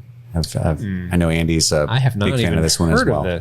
So this was written and directed by Jeremy Saulnier. A huge fan of Jeremy's, and we're old pals. He doesn't know we are, but we are. He went on to direct Green Room, and before that, he directed Murder Party. And his newest film was on Netflix, and it's called Hold the Dark. He also directed a couple episodes of the newest season of True Detective. But the reason this movie is such an inspiration to me, so he makes Murder Party, this low-budget horror film, and it also stars Macon Blair, who also became sort of a underground indie legend. Macon Blair directed I Don't Feel at Home in This World Anymore, and he always acts in Jeremy Saulnier's movies. Have you seen Green Room? No, the Nazi movie? That's one of the ones I've always wanted to, because it looks so good. So, Patrick Stewart's in that, right? Yes. Yeah. So Jeremy Saulnier is gritty, brutal filmmaker, but with a heart of gold. I absolutely adore his work. So Andy and I did a different film show that we've scoured from the internet, but because we also talked about politics a little too much. It was in the early areas of the Trump apocalypse. Yeah, we got inevitable. carried away, as always we all did. But anyway, I was a huge fan of Jeremy Saulnier's, and I ended up getting to talk to the producer of Blue Ruin and all his films, and also his wife, Skye Saulnier. And I don't even know that I should say this, so maybe Steve can decide later and edit it or whatever, but she was so, maybe there's nothing wrong with it, I'm just being paranoid. It just feels like a personal thing. She was so unbelievably kind to me for just reaching out and being like, hey, I love you guys. I love all your movies. I love the story behind the movie, which I'll tell in a second. I would really love to talk to you. And so she ended up like emailing me and giving me her email contact info. We talked a couple times. She actually did an interview for us for the show, which was amazing. And then I don't even remember how it happened, but I ended up, I go to New York a lot because I love New York City and I'm very pretentious and I want to pretend like I live there and I got my shit together. And she agreed to like meet me for coffee in Brooklyn. And I just thought that was amazing. And wow. like, you don't know me, but that would be amazing. Thank you. Yes. You know, and so like, I almost thought like, she's not serious. So I actually went, I like took a bus, not for that, but I was going up there for something else, but I took a bus to New York and I'm like walking around Brooklyn and I like text her and I'm like, hey, I'm here. And she's like, oh, here I come. And I was like, oh, really? She's like actually coming.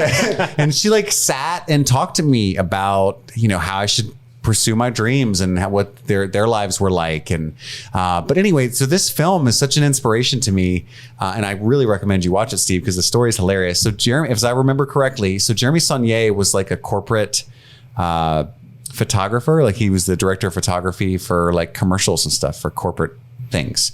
I don't even know what that looks like, but it kind of reminds me of you. I know that you do a lot of stuff like basically that. what we do. Yeah. Yeah. So that's what he made his money doing.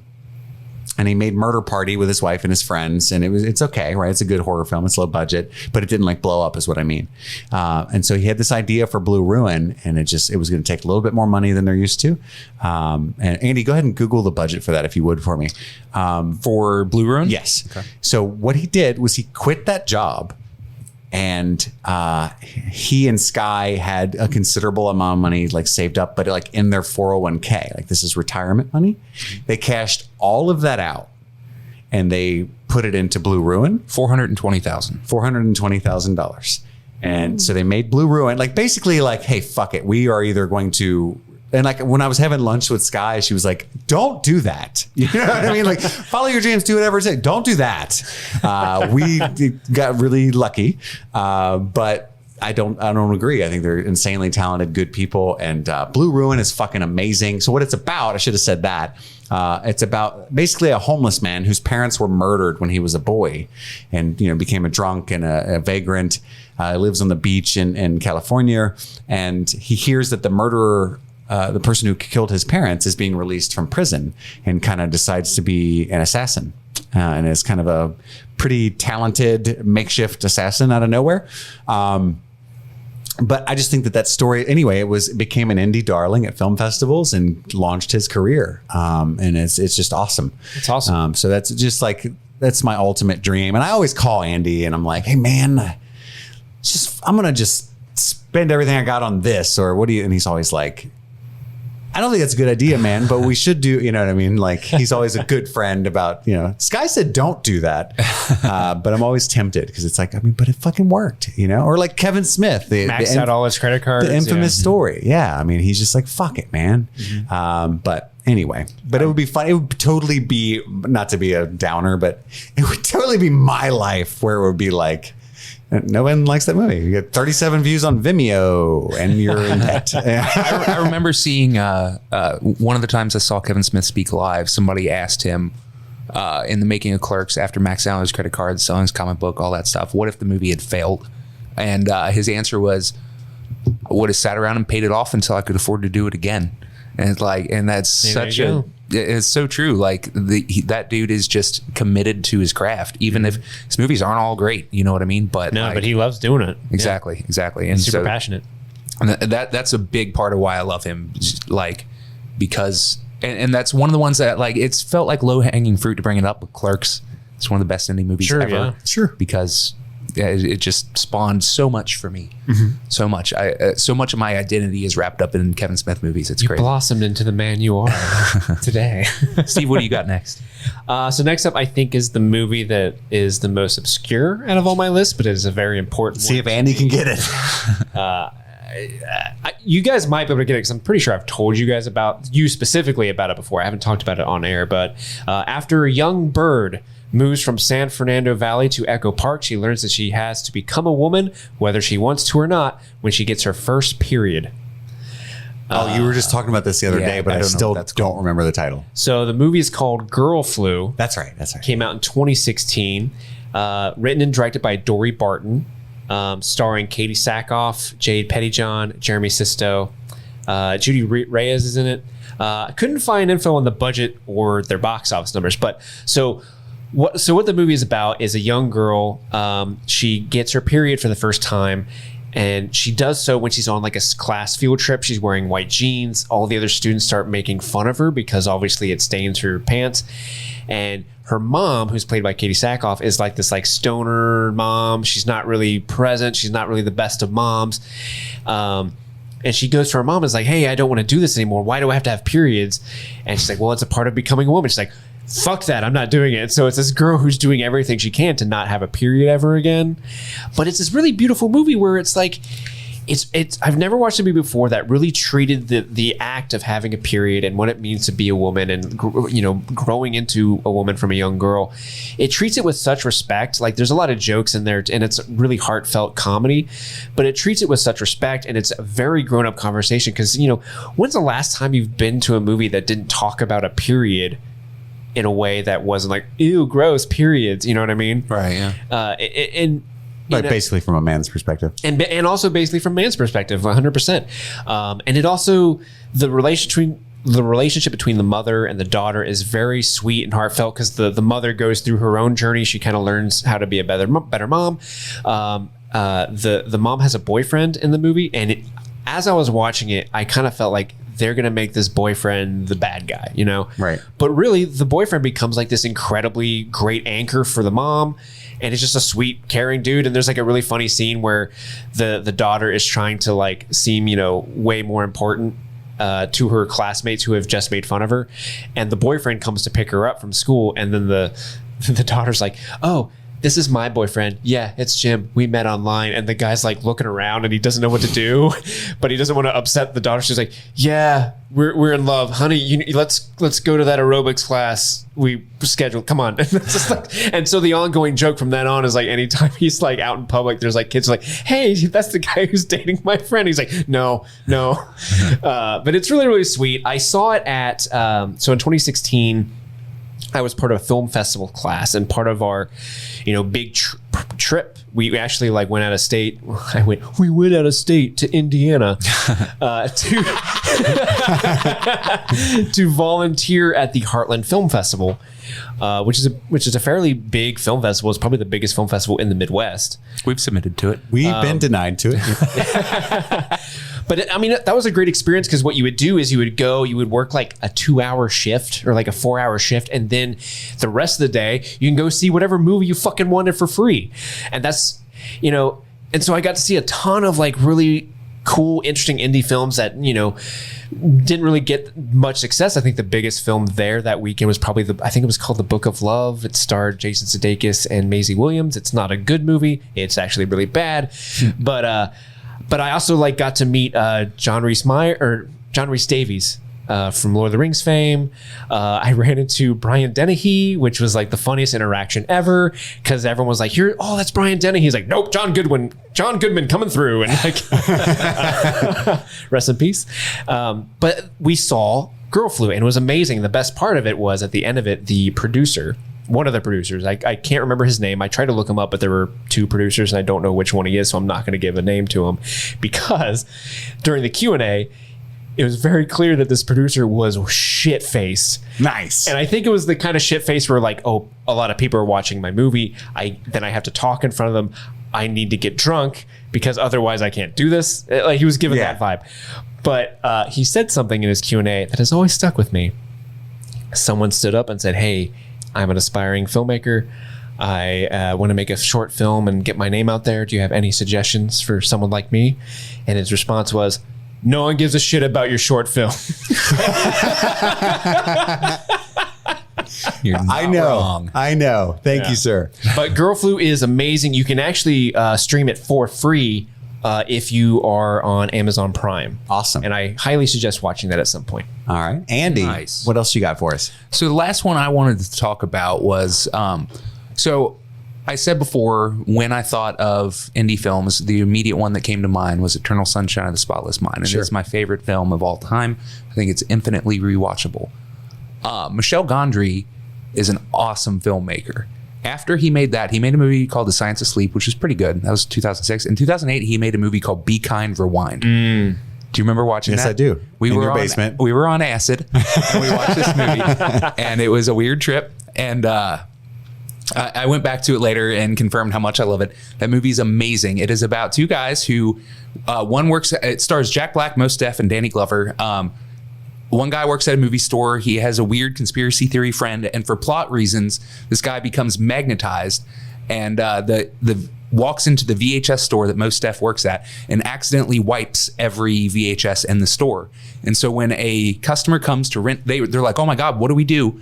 A customer comes to rent a movie. I think it's Ghostbusters, and she's never seen it before. And they're like, "You know what? She's never seen it.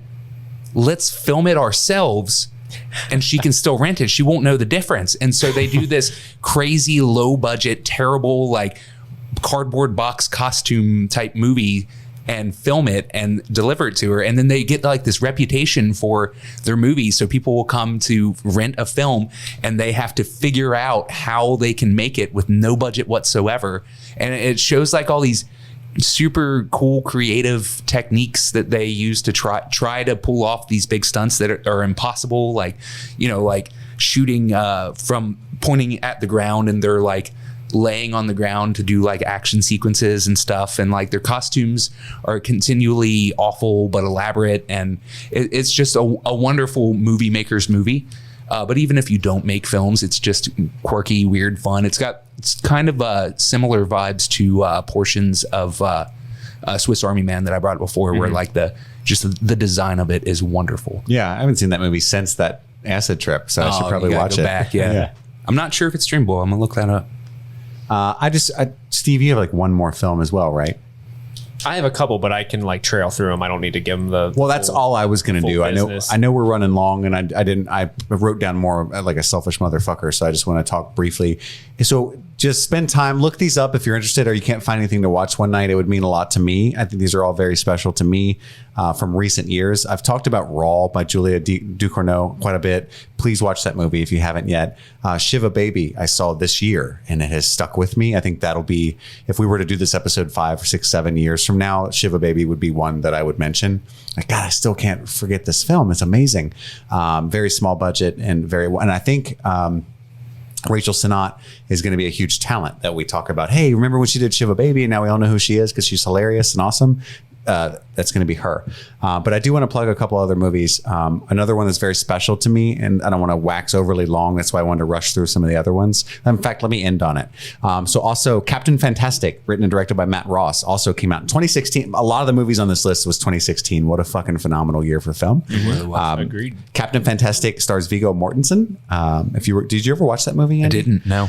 So just real quickly, vaguely, I don't want to have any spoilers or anything, so I'm going to kind of like be kind, rewind the plot summaries of them. But just imagine a very intellectual survivalist type father trying to raise a family in the woods without technology or societal influences. And I learned a lot about, not that I wanted to be that extreme, but about the kind of parent that I wanted to be, and how I wanted to kind of let my kids figure things out on their own. And spend a lot of time learning and blah, blah, blah, blah. But it's extremely touching and unique. And I think it says a lot about, raising kids in America. Also, Personal Shopper, written and directed by Olivier Assayas. Have you guys seen this film? I have. I've seen parts of it. So I didn't want to really talk too much about it because this film won a lot of like international film awards, and I'm sure a lot of people have seen and know about this film. But it really is what kind of started the Kristen Stewart assance for me. Like, I was always a fan of hers. I was always thought, hey, I like the Twilight movies. I love vampires. She seems nice. Right. That's how it was. I really like Into the Wild. Nice. Who's the young lady in Panic Room? She's going to be a keeper. I just saw like, hey, it was cool. This movie blew my fucking mind for the raw talent that is within her. And it's sort of a contemplative, not quite a horror film, but it's definitely not feel good. I guess in a way it is. It's a thinker. You know what I mean? Like, for sure. I've never forgotten it. Like the 2 a.m. viewing that I've given of this film. So I highly, highly recommend that you watch this movie. Also, The Handmaiden by Park Chan-wook. I don't know. Good pull. I don't know that it's an indie filmmaker. Like, he's big overseas, But if you're not that into foreign films, I think you should really give this one a try. I mean, this is just...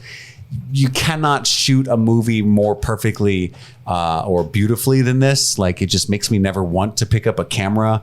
How gorgeous this film is, how brave it is. It is very sexual, so be ready for that. But at the same time, legendarily, like, painstakingly well thought out on how to do an extremely sexual movie, if that makes sense. Like, this is the movie, like Andy and I, we talked about this before when we shot the sex scene for our short film with Steve. Steve and I were not the stars together, but God, I wish we had been. This is the movie that we used a lot to research, like how it was done, because he took a lot of pains to have like an all-female crew for certain scenes and just be very conscious of the actors' feelings and safety. And so this movie, again, one of those ones I just cannot stop thinking about. Like, why did he think to do that? Or how did he think to do that? Or how did they get that done or get that paid for? Like, it's just one of those. Absolutely bizarre, wonderful, beautiful movie. So that's it. Those are all mine, except I want to plug this one. It's called Locke. And actually, Alex, who we wanted to get back on the show, mentioned that he wanted to talk about it. It's written and directed by Stephen Knight. Have you guys seen this movie? No. That's the car movie with Tom Hardy, right? I mean, that seems reductive. Yes. The car movie. So this movie, it's really good. This movie, the one that's not Mad Max. Yeah. So this movie stars Tom Hardy, one of my absolute top 5 favorite actors, and the entire film is Tom Hardy driving in a car, talking to various other actors but characters on the car phone, not a car phone, the fucking phone, but it's coming through the car speakers as phones do now, Bluetooth.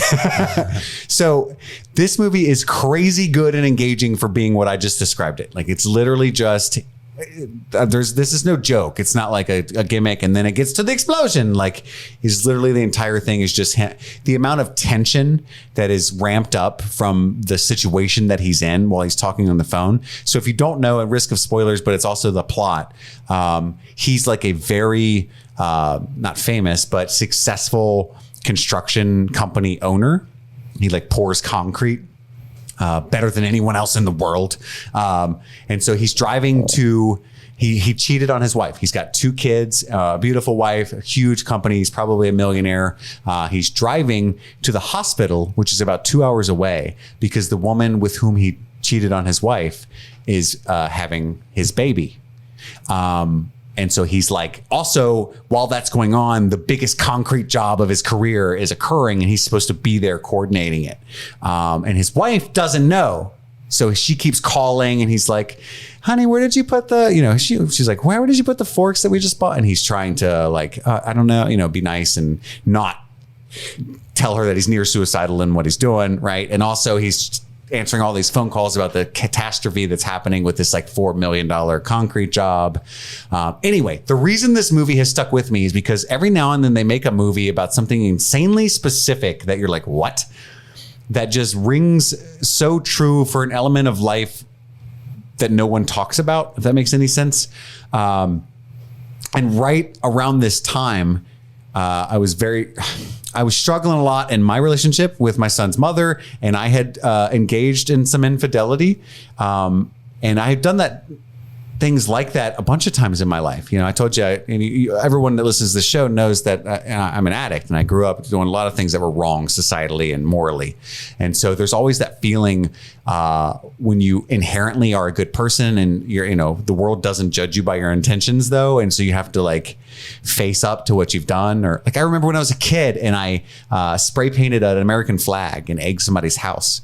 I don't remember why, because I was a fucking asshole. And like, I called my mom, and she was always sick and always going through stuff and frequently angry. But that time I was calling her to tell her that I was getting arrested as a kid, and I'm like 13, you know what I mean? And she goes, hey baby, did you have fun at your friends? Do you want to stay another night? Or do you guys need me to bring you some pizza or something? And like, I'm going to cry thinking about it. Like the feeling that I had in that moment of like, like I have to like destroy her now. Like, what is wrong with me? Why did I do that? And like the fact that this film was able to encapsulate that feeling, because even though he cheated on his wife, which is awful, and she's awesome and his kids are great, he was trying to do the moral thing. Like, I can't leave this woman alone to have my baby. Do you know what I mean? Like, I could easily just hide. She doesn't even ask me to be here. Like, I'm a millionaire. Like, I got a beautiful family. I'm just going to ignore it. But he would rather burn it all down and do what is now the right thing, quote unquote, and like be there at the hospital for her, even though everyone's going to find out and I'm going to lose my company and I'm going to lose my family. Do you know what I mean? Like, I don't know. I know I'm talking a lot, but this movie is like, and I just can't imagine me writing this and like Andy being like, let's do it. Let's sit you in a car for an hour and a half. You know what I mean? Like, so the balls of it. Also, I'm not Tom Hardy. Like, that's okay. There's that. But like, I don't know. I just go watch this movie. It's like, But those types of indies are the best, where you watch that and be like, I could have made that. Like, 100%. They just they had a great story and they did it. Filmed in a car for, I'm sure, several weeks. But yeah. Also, when I first saw this movie, because it's a 2013 film and I'm an idiot, but when I was reading the cast list for research today, the voice of the phone is Olivia Colman, and I didn't know that. That's pretty cool. So, because again, it's just Tom Hardy and disembodied voices. I love her so much. She's absolutely great. Anyway, go ahead, Steve. Take us home. Well, I don't know how I'm supposed to follow that, because that was like a beautiful, heartfelt story there. But let me tell you about the films I liked in high school. So I have 3 more films. I'm going to breeze through the first 2 because they're admittedly not good movies. They've just stuck with me because I like them, and they're dumb and silly, and I like them, and I feel like more people should watch them. The first one came out in 2002. It is directed and written by Kurt Wimmer. It is called Equilibrium. I love Equilibrium. Oh, yay! There's dozens of us. It's a Matrix knockoff, but 100%. It stars Christian Bale, Emily Watson, Taye Diggs, Sean Bean, and William Fichtner. There's 2 of us. I'm sorry. I know when I say Sean Bean, a question probably pops in your head, and the answer is yes. If you don't know what this movie is, it is a futuristic world where a regime has eliminated war by suppressing emotions, and if you have emotions and engage in your emotions via artwork or books or reading or just crying, they kill you. And so they have these officers, they're called clerics, that essentially go out and snuff out resistance of people who have awoken their emotions and they realize, oh, life is beautiful and worth living. Let's rise up against this fascistic regime that doesn't allow us to live as human beings. And Christian Bale plays one of those clerics, and throughout the course of the movie, he actually forgets to take the dose of drug that kind of inhibits people's emotions, and he kind of awakens to the world and decides to join the resistance. This movie stuck out to me because it's one of the first films I saw with my best friend Phil, and I remember watching it for the first time. Shout out to Phil. I remember watching this in his basement for the first time and absolutely loving it. Chris mentioned it is definitely a Matrix knockoff where it's a lot of like gun play. In fact, early gun fu. Yeah. I love this movie too. It's basically Fahrenheit 451 set in the Matrix. Yeah. And there were a ton of Matrix knockoffs around this time period, but I feel like this is the most successful in terms of taking the gun fu and making it their own, because they literally call it gun kata, where it's basically like you just stand in the middle of a room and just shoot everyone before they can shoot you, or also like you're having a fist fight with someone but you have guns. And I literally probably will watch this when I get home from this show now. I haven't seen it since it came out. It's a silly Matrix knockoff. It had a $20 million budget, but only made $5 million. So it was definitely like not a commercial success.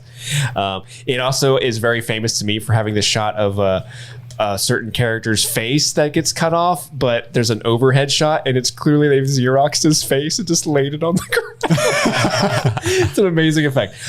So that's Equilibrium. Go check it out. The other movie that I'm going to kind of blaze through is called Fanboys. Came out in 2009.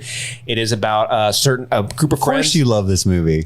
Dude, it's about a group of friends. They're huge Star Wars nerds. One of their friends has cancer and he's not going to survive to see the opening of Star Wars Episode 1, The Phantom Menace. So what they just decide to do is break into George Lucas's Skywalker Ranch and steal a print of Episode 1 before it's released so their friend who has cancer can see it.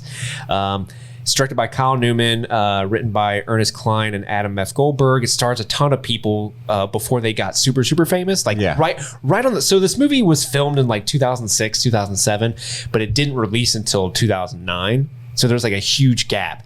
So like Seth Rogen was filmed this before he got super popular. Jay Baruchel, Dan Fogler, Sam Huntington, Kristen Bell, who was like my first like huge crush. Is like Kristen Bell's in this movie. Yeah, she's like the one girl.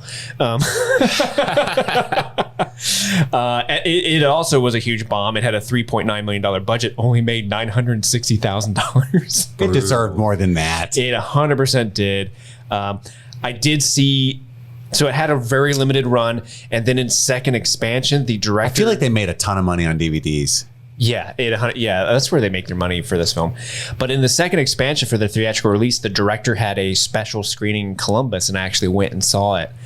And that was a wonderful experience because we were super hyped for this movie because it had kept getting delayed, and finally saw it. And the director was really, really sweet, and it was a trip I went with a bunch of friends, and it was a good time.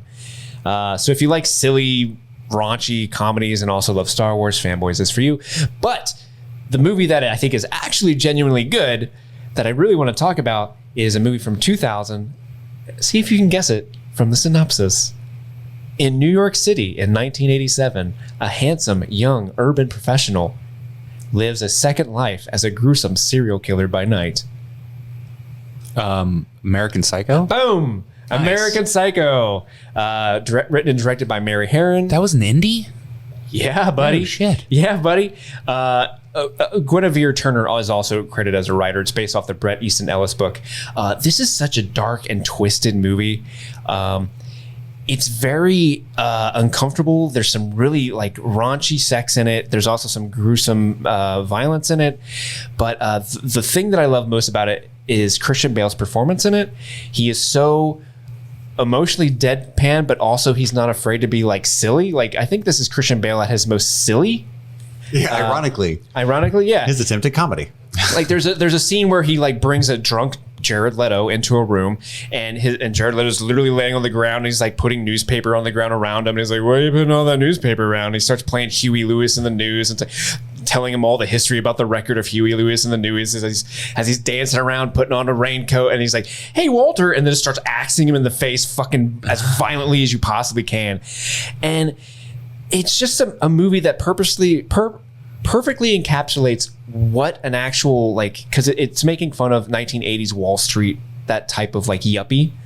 And it really kind of encapsulates how that type of person could be an absolute incredibly insane serial killer, and no one would know it because that's just the culture at the time. Right. And it originally was supposed to be NC-17 because there's a pretty graphic like threesome scene in it, but they like chopped 18 seconds off that one scene to get it an R rating. I want to see that 18 seconds. Damn. Yeah. And I didn't realize like it has some. This also has really big names in it. Like we mentioned, Christian Bale, Willem Dafoe's in it, Jared Leto, Josh Lucas, Chloe Sevigny's in it. And really? I like complete. Like I always assumed Chloe Sevigny was like within the last 10 years of an actor, but this movie came out in 2000. This is a 21-year-old movie. I didn't know her career was that early. You know I think she's a big 90s persona. To be honest with you, wasn't she? I don't want to say it and sound stupid, but I'm 99% sure she was in. I'll just say it. Wasn't she in Boys Don't Cry? I don't know. Reese Witherspoon and Justin Theroux are also in this. Matt Cross, Bill Sage. Yes, she was. Reese Witherspoon's in it? Yeah, she's his girlfriend. Like not like the one that he's cheating on the whole time. It has been way too long since I've seen it. Yeah, $7 million budget, made $34.3 million. This is one of the first. So my wife, our first date was I took her to a I'm blanking. Restaurant. No, it's Rocky Horror Picture Show. Oh, okay. I took her to a live performance of Rocky Horror Picture Show, and then we capped the night off by going home, and she's like, you want to watch a movie? And I'm like, sure. And she's like, well, what's one of your favorite movies? I'm like, American Psycho, the perfect movie to watch on a first date. Yeah, first date for sure. Yes, because again, I think American Psycho is one of those movies like that, me, dude. What the hell? Right? Hey, it worked, I guess. Yeah, that's true. But it's one of those movies that you will hate it. I think most people probably would hate this movie, but I think it's just such a really well-made movie. When I was in college, there was a composition class we took where you had to, you chose a movie, you chose a scene from a movie, and you had to recreate it shot for shot. And you had to, and it was an exercise to kind of learn lenses and angles and stuff like that, and like how. Tell me you chose this one. I chose this movie, specifically. The scene where they're all in the boardroom and they're like, "This is my business card." And I always think of the business card. He's silently freaking like, "Oh my god, look at the offset typing on that business card. It's made with bone." Oh my! And he's like freaking out, and it's just a simple scene of like a bunch of guys standing around a table, but that exercise taught me so much in blocking, because there's one shot in particular where it's over the shoulder of Christian Bale looking at the three other gentlemen across the room from him. And, we had them sitting across from each other. I had the camera behind the guy that I had playing Christian Bale's character. And as I was sitting there, I was like, this doesn't make any sense. I can't get all three of them in the same shot with your shoulder. How did they do this? I can't figure this out. And what we ended up doing was we just sat him, like, in actuality, he's like 2 seats away from them. So he's not directly across from them, even though that's the illusion you're depicting. Mm-hmm. And that's how I got the shot. And it taught me so much of like, oh, the frame of the camera isn't reality. I can do whatever I need to do to make the frame reality. And even if that means lying and cheating, you know what I mean? And that is all. Are you telling me Frodo's not shorter than Gandalf? Yeah, I think I was definitely thinking of the Force perspective in that. Sit down, my young hobbit. I'll actually pull that video up after we're done here and show you. But so the American Psycho 2000, go see it. Awesome. Yeah. We do have, though, one last thing we have to do. So one of our listeners was so kind enough to call our voicemail and leave a voicemail and tell us about their favorite indie films. This, of course, is Steve V, also known as Mr. V. Steve the Fifth. Right. And you want to listen to his message? Yeah, absolutely. Do it. Let's do that right now. Hey, you dudes. This is Stephen V calling again. Last podcast you asked for suggestions for little indie movies.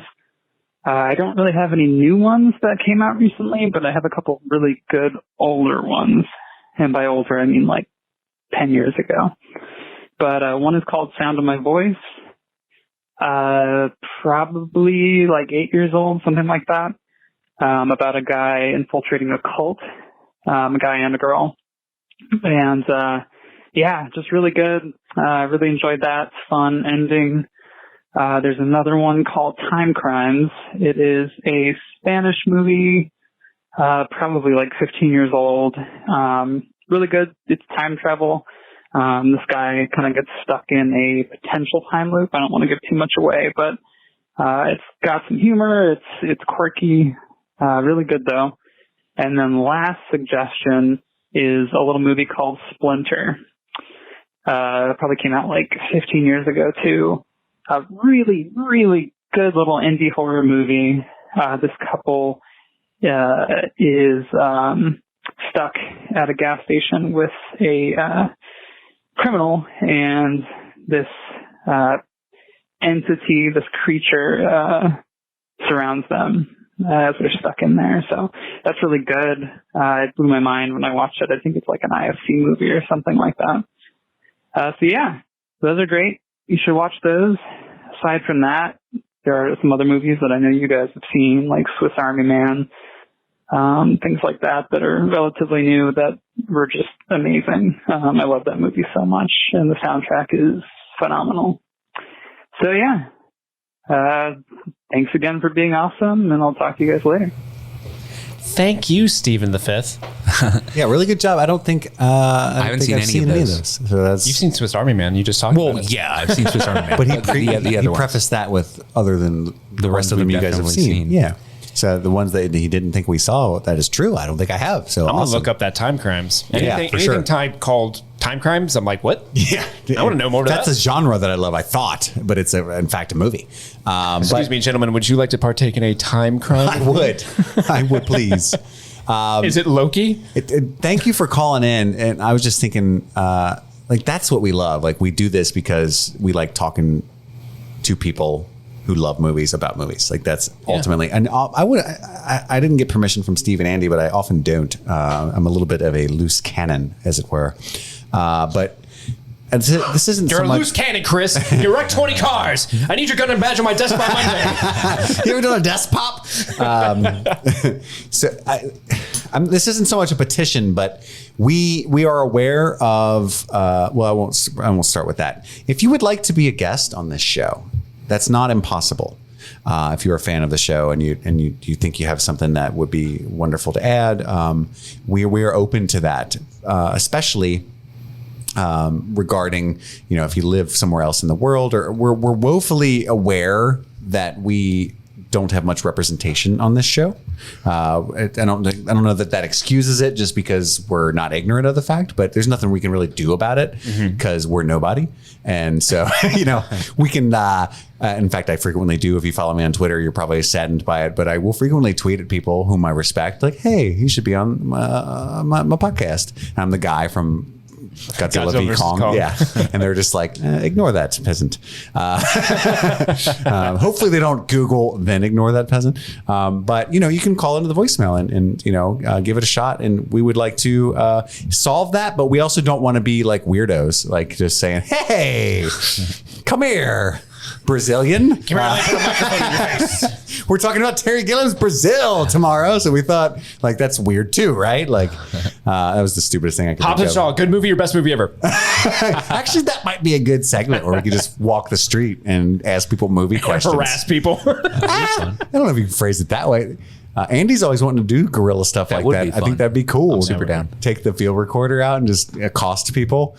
Yes, Well, that's do it. not a cost, people. Guys. Favorite 99 film, go. No. That's a cost of No. We're doing that. But anyway, that might be weird to just throw out there, but I'm just saying, like, we're open to that. But at the very least, we really enjoy your voicemails, like having a conversation about movies. Like, we love hearing your thoughts, finding movies we've never seen, because there's a ton of them. Yeah, I want to check out those movies that Stephen V just let us know about. Absolutely. So you can call that number, which is in the show notes. I'll actually tweet it out this week. You can read it again, too, if you want to, Steve. That way they know it. Plug it in. Put us in your contacts. Streaming things. Put us in our Is it contacts, please. 859-757-4051? No, it's 859-757-4051. So that's the number to dial. You can also email streamingthingspod@gmail.com. We hope you enjoyed our discussion of our favorite independent films. And we'll see you next week for the Fast and Furious Descent into Madness. That's all we got time for. My name is Chris. I'm Andy. And I'm Steve. You can also follow us at Stream Things Pod on Twitter. Happy streaming.